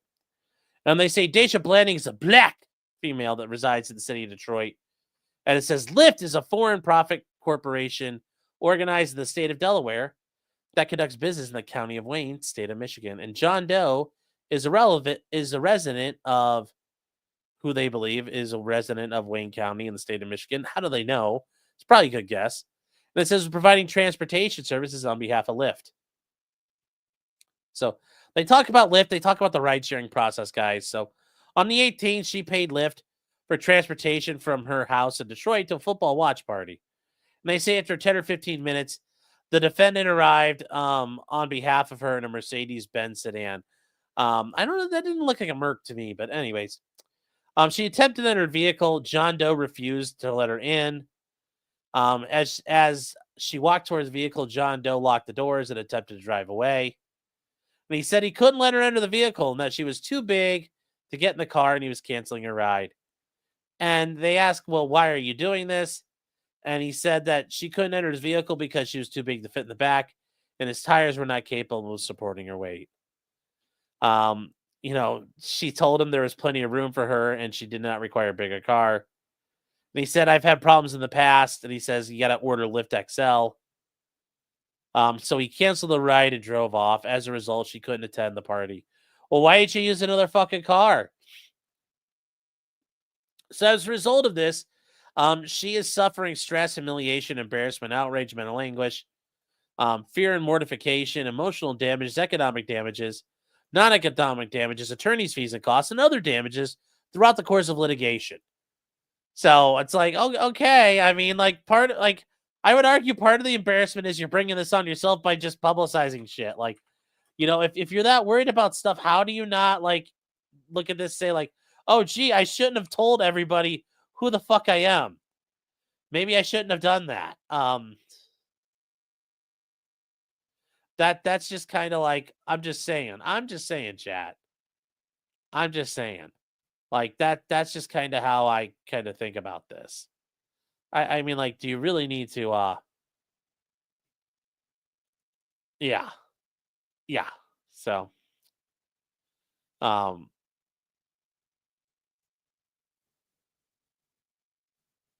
yeah.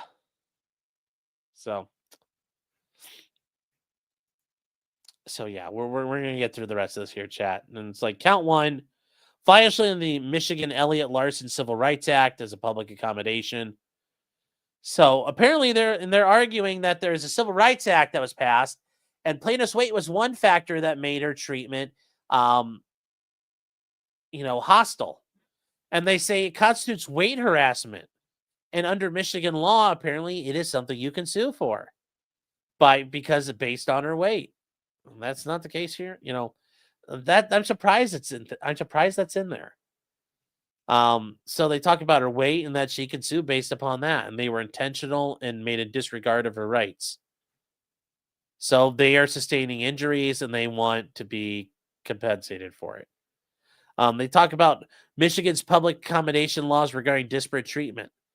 And once again, they talk about, because of weight, that she's entitled to the same treatment here.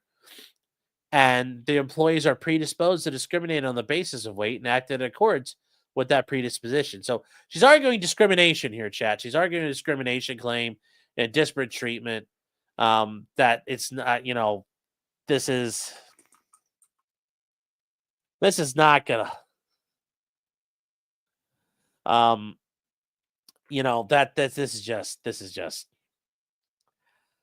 this is just too much. It's just too much. But yes, disparate treatment is basically just straight up discrimination. Then there's disparate impact where you're not trying to do anything wrong, but you end up being racist and discriminatory. So yeah, they're asking for all this all over a Lyft ride, all over Lyft. They need to do ketamine. JC Adult says, way to protect a class. Apparently in Michigan it is.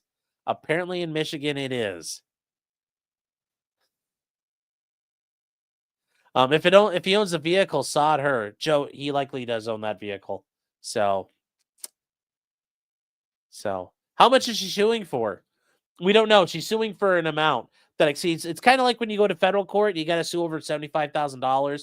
She's probably suing for $1 million or something like that. Ultimately, you don't have to say how much you're asking for right off the bat, just over the jurisdictional limits of whatever it is there.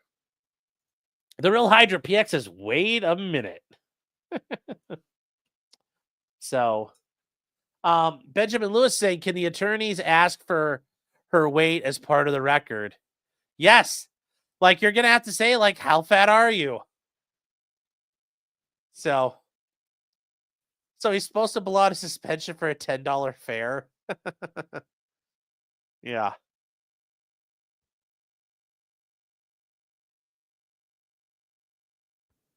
So she's suing for a chili dog. Yeah.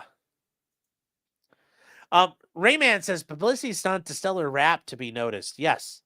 Yes. I think that's there because, she does have rap videos that are out there if you want to look for them. And you're just like, I don't, come on now. How is this going to work? How is this going to work? It doesn't make any sense. It does not make sense. Really. It's going to be so. It just doesn't work. It just doesn't work, chat. So I just don't see, and I wanted to see that. I couldn't find the rap video where she's singing there. It looks like her in a courtroom. That one I couldn't find. And I really did want to find it because, it looked kind of funny. But anyway, I'm sure this is going to go anywhere, and it probably shouldn't go anywhere. But apparently Michigan fatness is a protected class. Do I think this will survive summary judgment? Hopefully it doesn't. Now just jams as I wishes her a million sandwiches. Yes. Oh. I hope she loses this. Yeah, we'll see. So there's a video of her rapping and falling back. Oh, well. So anyway, she ate the deer. Don't spoil it. Don't spoil things, chat. All right. So moving on from there, chat, we are going to another thing that happened out in Long Island. And it's interesting because you're like, wait, what the hell is this about? And like, I'm going to tell it to you. And when I read this initially, I was like, what? What the hell happened? But this is like a legitimate thing. So, where is nope, hold on, chat. Where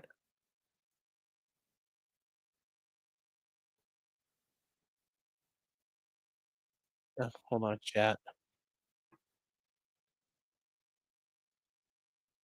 Oh, that's where it is. Okay, sorry. So, this is very weird.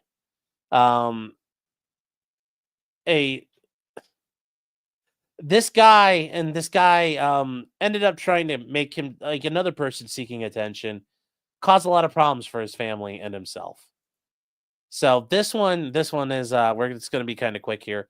A New York State police officer, a state trooper, shot himself. He shot himself in the leg and scattered casings all over the ground to become a hero. And this is him, Thomas Messia. He did this out on Long Island, and he was a hero because he was shot previously. And he said a gunman had shot him in the leg during a traffic stop. And later on they figured out that he had shot himself and he got charged with falsifying evidence. In addition to that, though, his dad got fucked because when you read about what happens when they searched the home because he lives with his mom and dad, they discovered an AR-15 that was illegally modified under New York state law. So his mom and dad both got charged with possession of felony firearms. And they point out the gun was not connected to the charges against him. Like, oh no. You're like, not only are you such a dickhead, you fuck it up, but you ruin it for your fucking parents. Your parents catch felony charges out of this. That's got to be the worst thing in the world. when you're doing this and your mom and dad, you know, not only are you catching felonies, but you accidentally get your mom and dad caught for felonies. Like, yes, this is a retard alert of the highest order. Of the highest order. So it just makes you like, come on, man. And the funny part is, his dad is a former police officer for New York City who's a convicted felon who can't carry a gun because he was charged in 1992 for buying and selling cocaine. Hey, I know somebody else who's got cocaine in an AR-15. Well, not anymore, but they did. And they were part of a corruption scandal. And he was fired after he pled guilty to distributing cocaine. It's like, So all three of them turned themselves in on Monday to the police headquarters where he had just worked until he recently resigned. Yeah. So it just makes you really ridiculous here. Now, the way this guy faked the shooting is actually kind of humorous. So they were investigating whether he had mental health problems, but he passed the psych exam with no issues. But they said that the case is a tragedy caused by the unseen and untreated mental health issues, and now his entire family is suffering for it. Now, the guy had been disciplined at least 3 times since he was a trooper. You know, according to public records, he got, he rammed into another car while he was rushing to help people, and he got in a couple car wrecks. He was also docked. He was also got in trouble for hitting a deer. When they say, as a professional driver, you're expected to drive more carefully. So what did he do in 2022? He pulled over to the side of the road. He sprinkled a bunch of 22 casings on the ground. He then shot himself in the leg. And they say about 11:40, he returned to the crime scene and reported that he had been shot by a man driving a black Dodge Charger. And they had to shut everything down looking for him. And yes, when he got released from the medical center, people were out there cheering him, and he was in a wheelchair. He was the hero, chat. But they said in a matter of hours, they realized it was bullshit. They found 9 shell casings, but there was no other ballistic evidence. There's no surveillance video of the Dodge Charger on any of the highways in the area. And there were no tire marks to show a getaway. The guy never flagged down another driver for help. And there's no footage of the shooting when they reviewed his body camera. And they said the bullet that struck his leg appeared to come from his own gun. It didn't take long for them to figure out what was going on. And he faces up to 4 years of prison. You're just like, oh, buddy. Oh, buddy, come on now. Oh. Yes, this is like Backdraft, but it's for cops. Kind of. But this is the worst part, though. You do all this to, like, probably draw... Like, he probably did it so he didn't get yelled at on the job or fired. And instead, your dad gets caught for having guns in the house. What a fucking idiot. What an idiot. What a maroon. Oh, I thought it was so funny when I found this, guys. You have no idea. I thought this was so hilarious. I thought it was so hilarious what happened in this situation. You just couldn't beat it. You just couldn't beat it. Oh.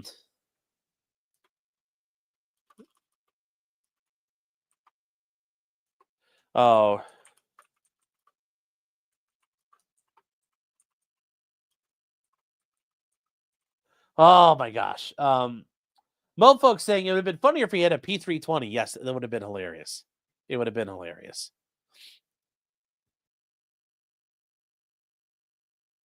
So, from here, chat, we're moving on to, I guess we got the last thing tonight. We're going to knock this out here. Actually, yeah, we're going to knock this out. We'll save the other story for next week because it'll work then. I can't imagine how angry his parents are. Oh, I'm sure. Yeah. So anyway, we're moving on to the next thing. The last thing we have here is this case, and we had talked about this previously. We talked about this case out here in Southern Ohio, where the guy had said he killed a record-breaking deer. And this is the deer he killed. It's an 18-point. It's got a 206-inch rack. And for those of you who don't hunt deer, this is freaking massive. This is huge. This is huge. This is a bruiser. This is something I would love to have. So anyway, if you guys didn't understand how they measure the rack, 206 inches, you literally take like the tape measure and you lay it along the tines and you measure each one out. You measure them all out. And then you measure the points on them. But that's how they get the totals. I mean, but like this is a big old boy. It's a big old boy. Now, why did this guy get charged with crimes? Well, because he was poaching. He stole it off someone else's land. He was using lights to do it. So those are all problems. You're not allowed to do that. In addition to that, he had multiple felony charges because when you kill a big deer like this, the companies that like whatever brand bow you're using is going to make you like their spokesperson because, you know, believe it or not, chat, this is how it works. Like, use this bow and you could kill a big deer like me. You know, use this fishing rod. This is my fishing rod I use to catch that big fish. The companies that this guy, whatever he was using, there are endorsements. There's all kinds of money. Remember the felony fishermen we talked about that were using lead weights in the fish they were catching up here on Lake Erie? They were sponsored by multiple companies because they were perceived to be very good at what they did. So they were taking money and services from people through deceptive means, which is theft in Ohio. And if you steal over $1,000, it's a felony. So, yes, Mr. Potato, exactly. That's what I was going with there. So this guy pled guilty to multiple charges, and he got sentenced back in December. And I didn't know this had happened yet, but I saw the article. So I went ahead and pulled all the stuff. So it's the state of Ohio versus Christopher Alexander. And this is down in Clinton County, Ohio. It's Wilmington. So it's kind of like outside of Cincinnati area. It's kind of the northeast of Cincinnati. But this guy, he gets nuked for killing this deer. And I talked about it before. When you kill a deer and you poach it, you're liable for a lot of things. So anyways, he appeared on December 11th for his sentencing. And he pled guilty to a bunch of things. He was doing jacklighting, which means you're spotlighting. You're not allowed to go out at night with a spotlight and find deer. Well, it's a third-degree misdemeanor. He hunted without a license. He hunted without a deer permit. He was hunting without permission. All those things are illegal. All those things are illegal. There are, various levels of misdemeanor. Fourth-degree misdemeanor means 30 days in jail. Third-degree misdemeanor means 60 days in jail. Taking a possession of a deer in violation of the rules that are there. That's a third-degree misdemeanor. And then he got charged with misdemeanor theft. He could face up to 180 days on a first-degree misdemeanor. He hunted without permission. He did it multiple times, and they caught him doing multiple hunts. Hunting without permission again, hunting without permission. Taking possession of a deer in violation of rules. Tampering with evidence, because remember, he tried to hide things. That's a third-degree felony. You could face up to 3 years in prison for that here in Ohio. From 9 months to 36 months. He got charged with falsification, providing false information to the police. A first-degree misdemeanor, another 180 days. Illegally selling or possessing deer antlers, a fourth-degree misdemeanor. And then finally, theft, felony theft, a fifth-degree felony for ripping off the companies. He could face anywhere from 6 to 12 months on that. So the court goes through everything, and it says that consider the record, oral statements, a pre-sentence investigation report, terms in the negotiated plea, the assessment from STAR, and in Ohio, that's basically a rehab jail. It's called a community-based correctional facility, and they work with people, and basically will send you locally to get treatment and work on things instead of sending your ass to prison. It's something the state of Ohio does, working in conjunction with local county governments. Now, they talk about the purposes and principles of sentencing, the seriousness and recidivism factors, the need for deterrence, incapacitation, rehabilitation, and restitution. So after that, here's what happened to this guy. He's got a 5-year term of probation. 5 years is the maximum length of time probation in Ohio. Regardless of your felony, regardless of your crime, you could only be on probation 5 years. But that said, for a misdemeanor, you could be on probation for up to 5 years. It happens. It happens. So it's a thing. Now, here's where it starts to hurt. He has to make restitution in the amount of $1,000 through a couple of these different counts, and he shall deposit it with the clerk of courts no later by the end of the business tomorrow, payable to the poacher tip line to encourage reporting of deer poaching or other wildlife crimes. So the tip hotline is the snitch hotline, and they pay out for that. And then they charge you and make you reimburse them for the money they paid out for the snitch tip. He then owes $2,000 to KSE Sportsman Media as part of the Sportsman's Group for KSE. And this is a company that sponsored him and gave him stuff. He then owes $4,625 payable to the State Wildlife Fund. And then ultimately, chat, and I've talked to you about this, when they determine the antler spread of your deer, they calculate a monetary value for it. And I had a client, about a year ago now, actually about a year and a half ago, he got caught hunting a deer where he wasn't supposed to be and doing things he wasn't supposed to do. And thankfully we actually were like only for like a couple $1,000. Like, well, it was pretty chill. Like, they weren't bad about it. But this guy owes $35,000. $35,000 for the goddamn deer. Plus the $4,000 means to the Ohio Department of Wildlife, $39,696.73.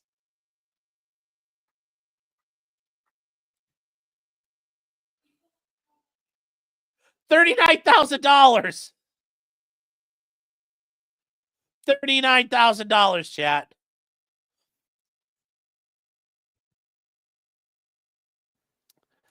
He also agrees that no hunting license shall be issued to him in the future unless he satisfies this amount in full.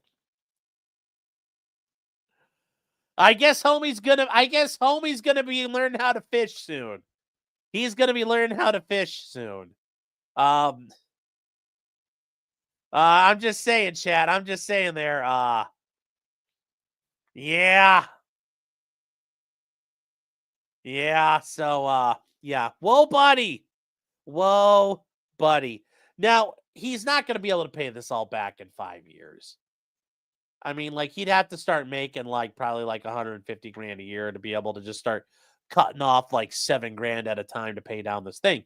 He won't be done by the end of it, but he will never be allowed to have a license until it's satisfied.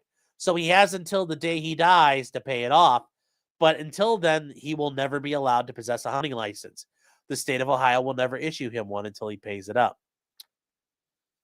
But even after the 5 years is over, the court will have no authority, but the Department of Wildlife will. He's further ordered to pay a total fine of $1,000 as follows: $500 under count 10, $500 under count 15, and paying that to the Ohio Division of Wildlife, care of the Wildlife Fund. He's ordered to pay all court costs. Okay, well, at that point, it's not a big deal. Not a point to have any big deal. His hunting license is suspended and revoked for a period of 10 years minimum under the Ohio Revised Code.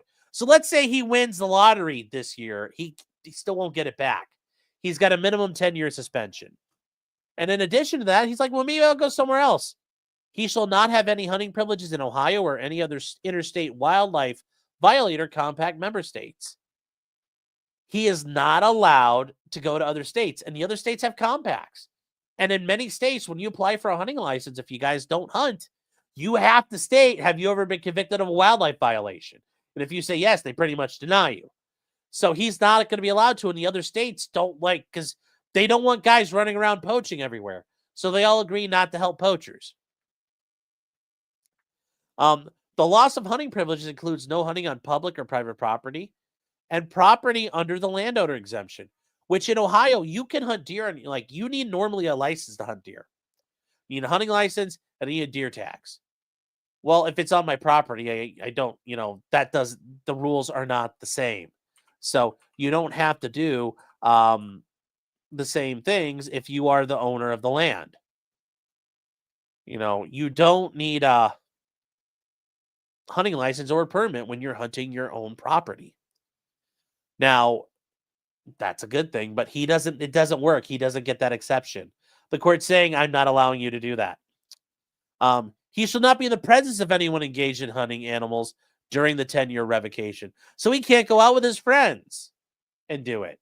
He can't just I want to sit in the tree stand or I want to sit in the blind. Nope. You're not allowed to go do shit in the woods. He agrees to forfeit any interest in all the property seized, including the 18-point deer antlers.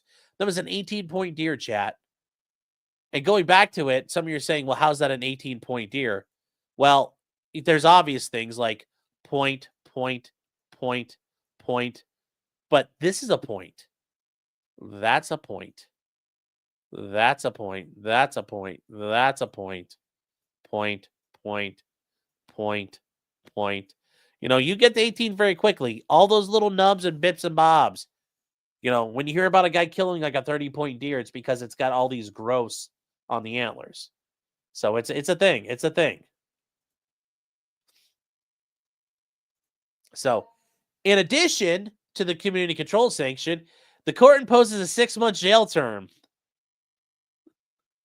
The defendant is released from custody of the state, but is ordered to report to the county sheriff no later than December 28th, where shall he be remanded to custody for his remaining jail term. Now, however, he's got 3 days, and then it'll be suspended upon completing a 6-month stay at the community-based correctional facility. The Star Justice Center has evaluated the defendant and determined he's a suitable candidate for admission into such a program. And the bed will be available on New Year's Day. So currently now he is sitting in this treatment facility, and they work on what they call criminogenic thinking, making sure you quit making shitbag criminal decisions, but also certainly you probably have mental health issues and substance abuse issues. But basically they're gonna forcibly buck break him. And they say at that point the sheriff has to take him to Franklin Furnace, Ohio. That's way down on the river. And they will take him to the facility, and he has to complete the program. Failure to comply with the terms will be a violation of community control. And remember, community control is probation. And they say that if that were to happen, the court will deal with that. And they say if the timely conveyance cannot be accomplished, they will take him back to the jail. And they say if a medical emergency occurs, he'll be eligible for a furlough, but he'll have to be returned. And they'll say he has to complete any and all programs the authorities find necessary. He has to do everything he's told. Throughout the entire control, he must not consume alcoholic beverages, possess illegal drugs, or move his residence without notifying his probation officer. He must abide by all laws and remain of general good behavior. He must submit to testing for alcohol and drugs as determined by his PO. He's got to pay his probation fees, and they talk about all of that. He's not being ordered community service. If he can't pay his fines and costs, the court can do community service, credit at $15 an hour because it's minimum wage. And then the court from time to time may modify this. And they may punish him by imposing a period of supervision, which is longer, a more restrictive community control sanction. And that's how probation works. If you violate it, the court can make you do more time, but he can't. He's maxed out at 5 years. The court could put him in jail or make him do extra things, or he can get a prison term of anywhere from 9, 12, 18, 24, 30, or 36 months in prison, and 6 to 12 months in prison for the other felony. Now, some of you might say, well, does that mean he's facing anywhere up to 48 months of prison? No, he's only facing 36. In Ohio, that's going to be considered a concurrent sentence because he didn't say they'd be stacked. So he's only facing 36 months, but if he violates, he's probably going to prison. He also has his right to appeal. And that's all done. But chat, he killed a deer. And he owes $39,000. Oh, buddy. Yeah. Louita Smile says he took a picture of it. Well, yeah. Are you kidding me? If you kill something like this, he was trying to be like, I did everything great on this. Well, people realized, like, the people that knew, like, the people that owned the land were like, wait, that deer's been on my property. I've had him on trail cameras all fall and all summer. How the fuck did he get it? He's never been allowed on my property. And the investigation started going and people started talking and he started getting in trouble. But, you know, people, like, when you kill something this big, yeah, you're going to show it off to the world. Because, you know, why wouldn't you? Otherwise, he would just kill regular deer. There's a reason why he wanted this. So, yeah.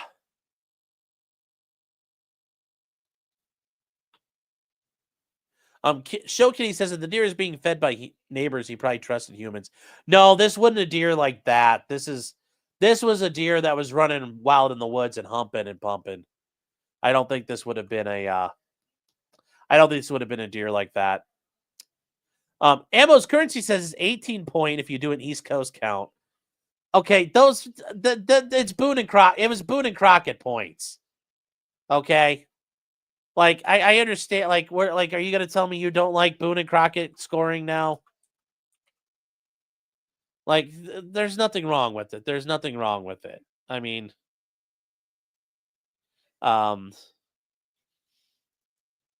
there's nothing wrong with the Boone and Crockett points. You know, like, oh. So the punishment is worse than neglecting his kids? Yes. You could turn those antlers into a Hanukkah cradle, yeah.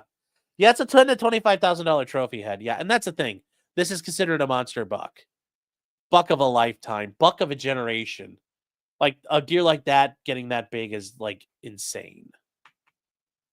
If you're a rodeo person, that's like killing Bodacious. Or Bushwhacker. How about that? That's the more relevant one. I could also say, like, Pacific Bell, Skull, but nobody would really get that. Like, old people would get that reference, but yeah. An 18-point process to buck breaking. No. Nick Quaser says criminogenic thinking, for crying out loud, these fucking psychiatrists these days. Oh, that's an old term. It's been around forever, man. Been around forever. That sounds like a Foucauldian nightmare. Yeah. Yes. The DNR touched the deer with coke on their gloves. Yes, probably. Yeah. So, yes, a very expensive deer. And says, oh, the DOJ might drop the charges against Eric Adams in New York City. That'd be hilarious. Yes. Well, I'm sure him and Trump are buddies. Yes, $2,800 per point. Lolita Smile says, you don't show it off if you got it illegally. Well, but if you're going to go kill big fucking deer, then why not just go kill a doe and poach a doe? Like, there's no point in going for the trophy if you don't show the trophy off. So.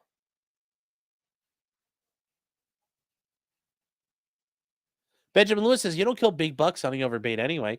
Yeah, it depends. I mean, in Ohio, you're allowed to hunt over food plots, or hell, I walked outside and, you know, my parents' house was dumping apples for a while. And, like, you know, I forgot to buy a salt block, but you can hunt over those in Ohio. It's not illegal. So you can hunt over a fucking corn feeder that's, like, programmed for a set time.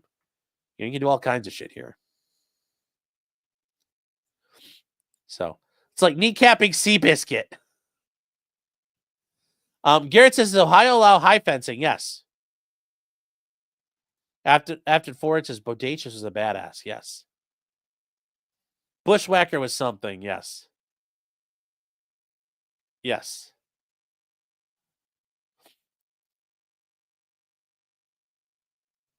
Potentially deer hunting.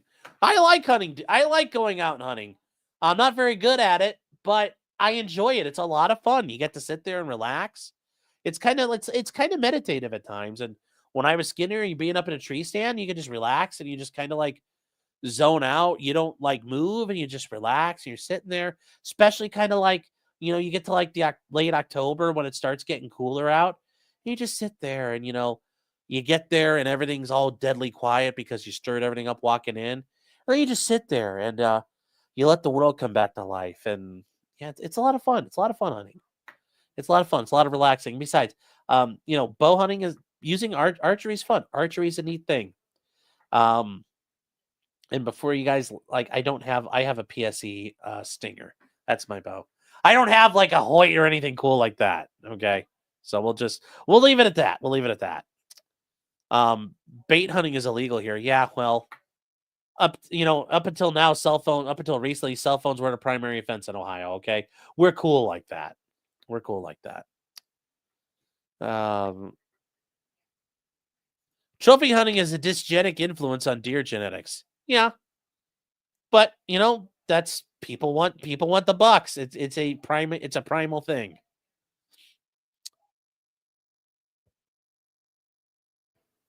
J-Rock says that poor tree stand. Well, I was a lot skinnier, J-Rock. So Binary Death says, I'm in Montana and I can't remember a relaxing hunting experience. Well, I don't know. Like, I don't know where you're going, but if you're hunting public land, yeah, that sucks. But if you can hunt private land, it can be very relaxing. You just sit there and just relax. You just sit up against a tree and you just wait and wait.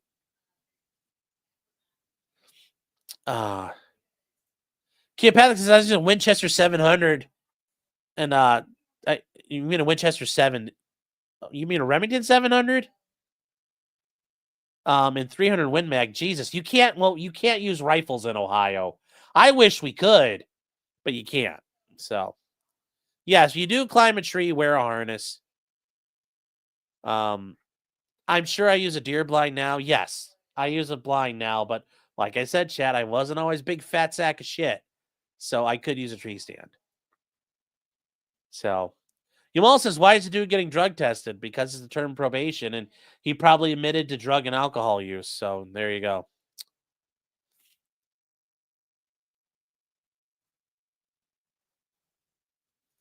Three Bears says, really in a tree stand? Like I said, 10 years ago, I wasn't this fat. So yes. So, yeah, I was going to say Winchester 70 makes sense too, but the Winchester 700, I'm like, did you mean a 70 or did you mean the 700? You can use only rifles in my state, but my county is bow only. Yeah.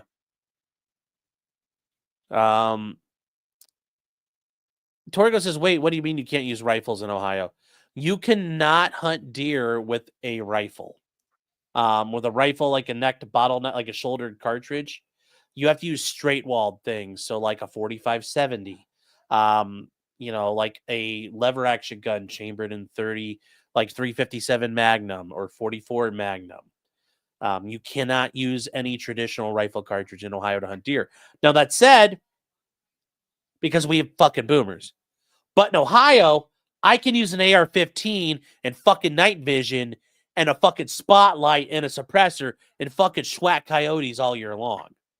I could sit there with, something in 22-250 and drill groundhogs all the time. I do know farmers who get damage permits though. And I know a farmer, I remember watching a farmer one time, it was my friend, it was his uncle. We were in high school, went to go pick him up and we were going to go party. And, his uncle's sitting there on top of one of the grain bins with a fucking with a fucking AR-10 with his damage permit, dropping deer, eating his fucking crops. So there are times you can hunt with a rifle, but we just don't let everybody hunt with a rifle because of boomers and FUDs. The idea that Ohio is too flat for that. Same reason why in Michigan. Northern Michigan, you can use a rifle. Southern Michigan, you can't. So, yes, we have straight-walled rifles now. You've got a Remington 700 and 300 Win Mag. Yeah, that's a lot of fucking horsepower. Yeah, straight-wall cartridges are allowed. Is Ohio one of the straight-walled? Yes. Yeah. Yes, I got that big because I had to hide the deer. I had to eat it all. Yeah. Get on Ozempic so I can look like a 45-year-old lesbian. I'll pass on that, chat. Could use 458 SOCOM. Yes, you can use Bush 50. You can use Bushman. You can use a 450 Bushmaster. You can use 50 Beowulf. I've hunted before with, you can use like a 44 Magnum revolver. My dad's got a Super Red Hawk and 44 Mag. I've used that before. Hold on, chat. Hold on 1 second.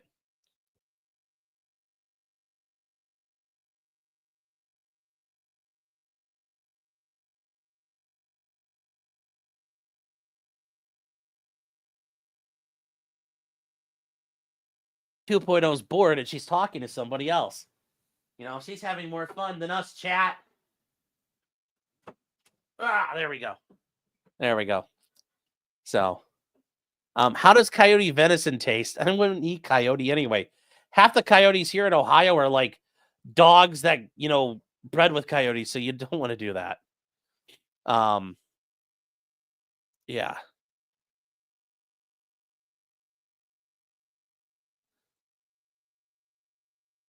So going full John Wick on the groundhogs, well, of course. Do you have a wild pig problem in Ohio? There are supposedly hogs that are wild in southern Ohio, but it's only in a couple of spots. It's a handful of counties in very limited areas. Apparently, they're roaming around. It's open season on them if you ever find one, and they're effectively killed off. Like, they aren't spreading really. So, knock on wood, we don't have that problem. We don't have that problem right now. Mark says the coyotes are rodents. Yeah, the problem is, like, in this area of America, the coyotes look like fucking German shepherds. You have like a 90, 110 pound coyote. And then you have like the wolves that are coming back through Ontario, back into the upper peninsula of Michigan, and now into the lower peninsula of Michigan, and are breeding with the coyotes. And now you've got these like coy wolves and coy dogs that are starting to fucking breed. Like, it's not good. Like, going on a coyote hunt, like, we've been deer hunting before, and you end up you cornering something, you thought it was a dog, and you're like, nope, it's coyote, and you're like, he's hiding in the thicket, and you're like, sorry, buddy. Put him down. So let's see here. Binary Death says, I'm assembling an 8.6 blackout for the season. That sounds like fun.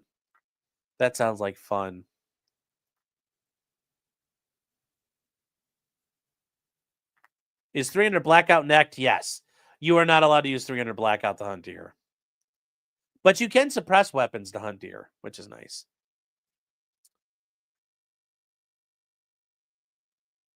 So, honestly pulls out the sword, yeah. So, yes, this confirms that Sean doesn't have any Asian DNA, yeah. Coyotes make nice coats, yes, if you can sell the pelts, yes. Let's see here.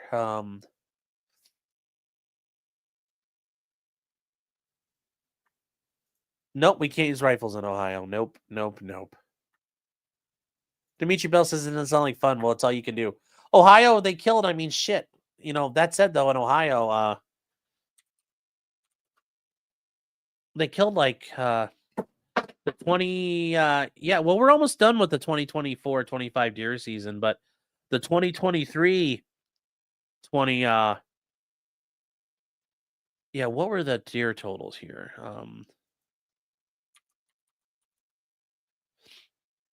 Yeah, the deer season totals. Let's say. How many deer were killed in 2023, for example? 70,000 deer were killed in Ohio in 2023. 70,000 fucking deer. Just hunting. That doesn't include all the ones that got hit by cars. And there's tons of those. Did you guys used to allow 30-30s? Nope. Matthew says, how far back from Menendez? Go all the way back to the beginning. Pretty close to the beginning. So. Yeah, and there's some counties where they only had a couple hundred, and there's some counties that were like 6,000 deer. So it depends where you're at. So with that said, chat, yeah, it's very expensive deer there, guys. So Yeah. Did not get one this year. Maybe I'll get one next year. I'll work on that. Either way, I got to get my bow out and play around with it. It was never a bad time to sit there and practice archery. It's always fun. Just going thwack. Always fun. Always fun. So guys, yeah, we are all done. Thank you for everybody out there. Thank you to everyone on Rumble. Thank you, mofolk out there.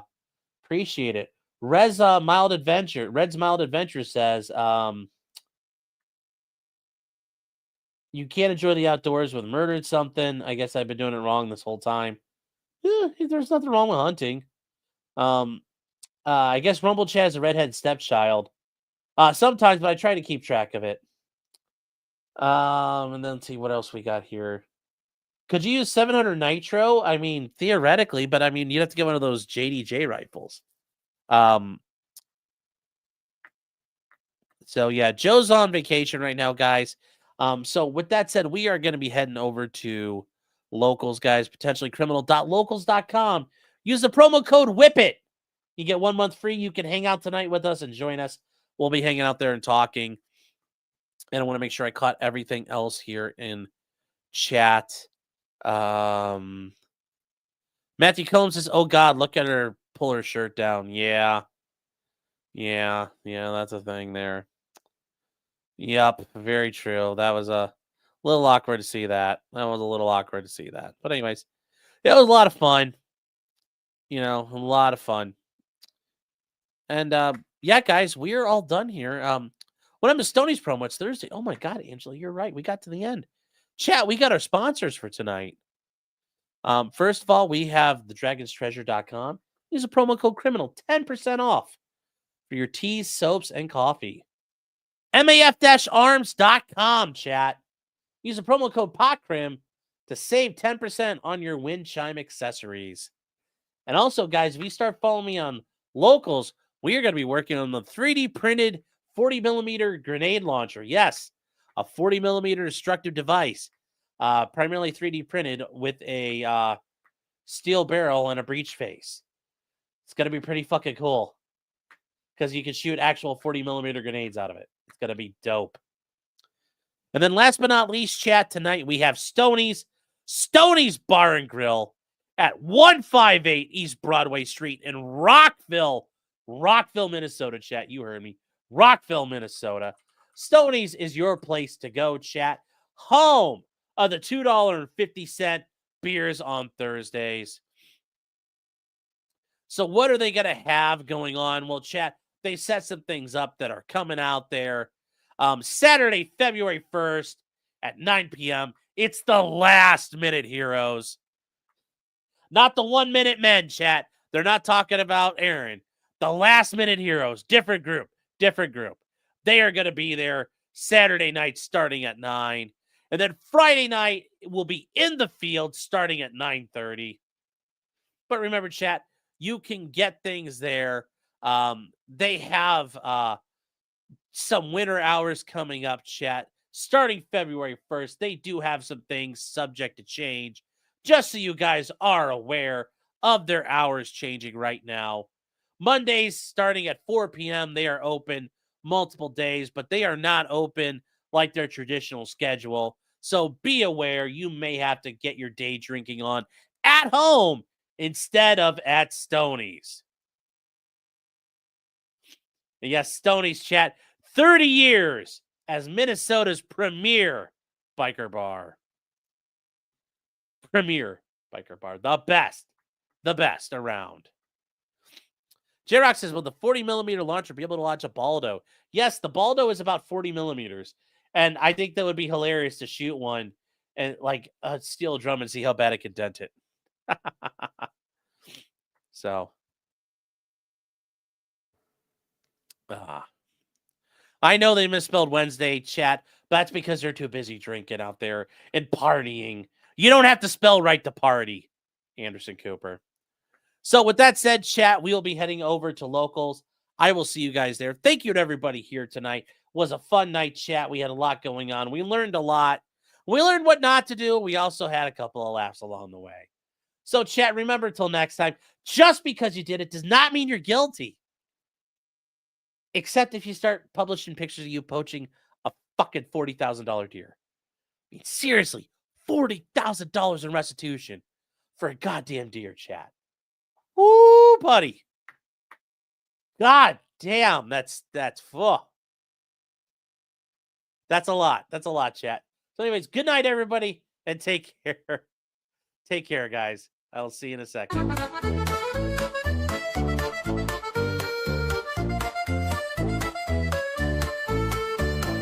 Weapons, blacksmithing, and models of planes, esoteric works, and even some trains. Much merriment had while drinking White Claws, tips on hunting, and even talking the law. Whatever you do, just don't talk to cops, even when they nab you on illegal stops. Just 'cause you did it doesn't mean you're guilty, but please talk to a local attorney.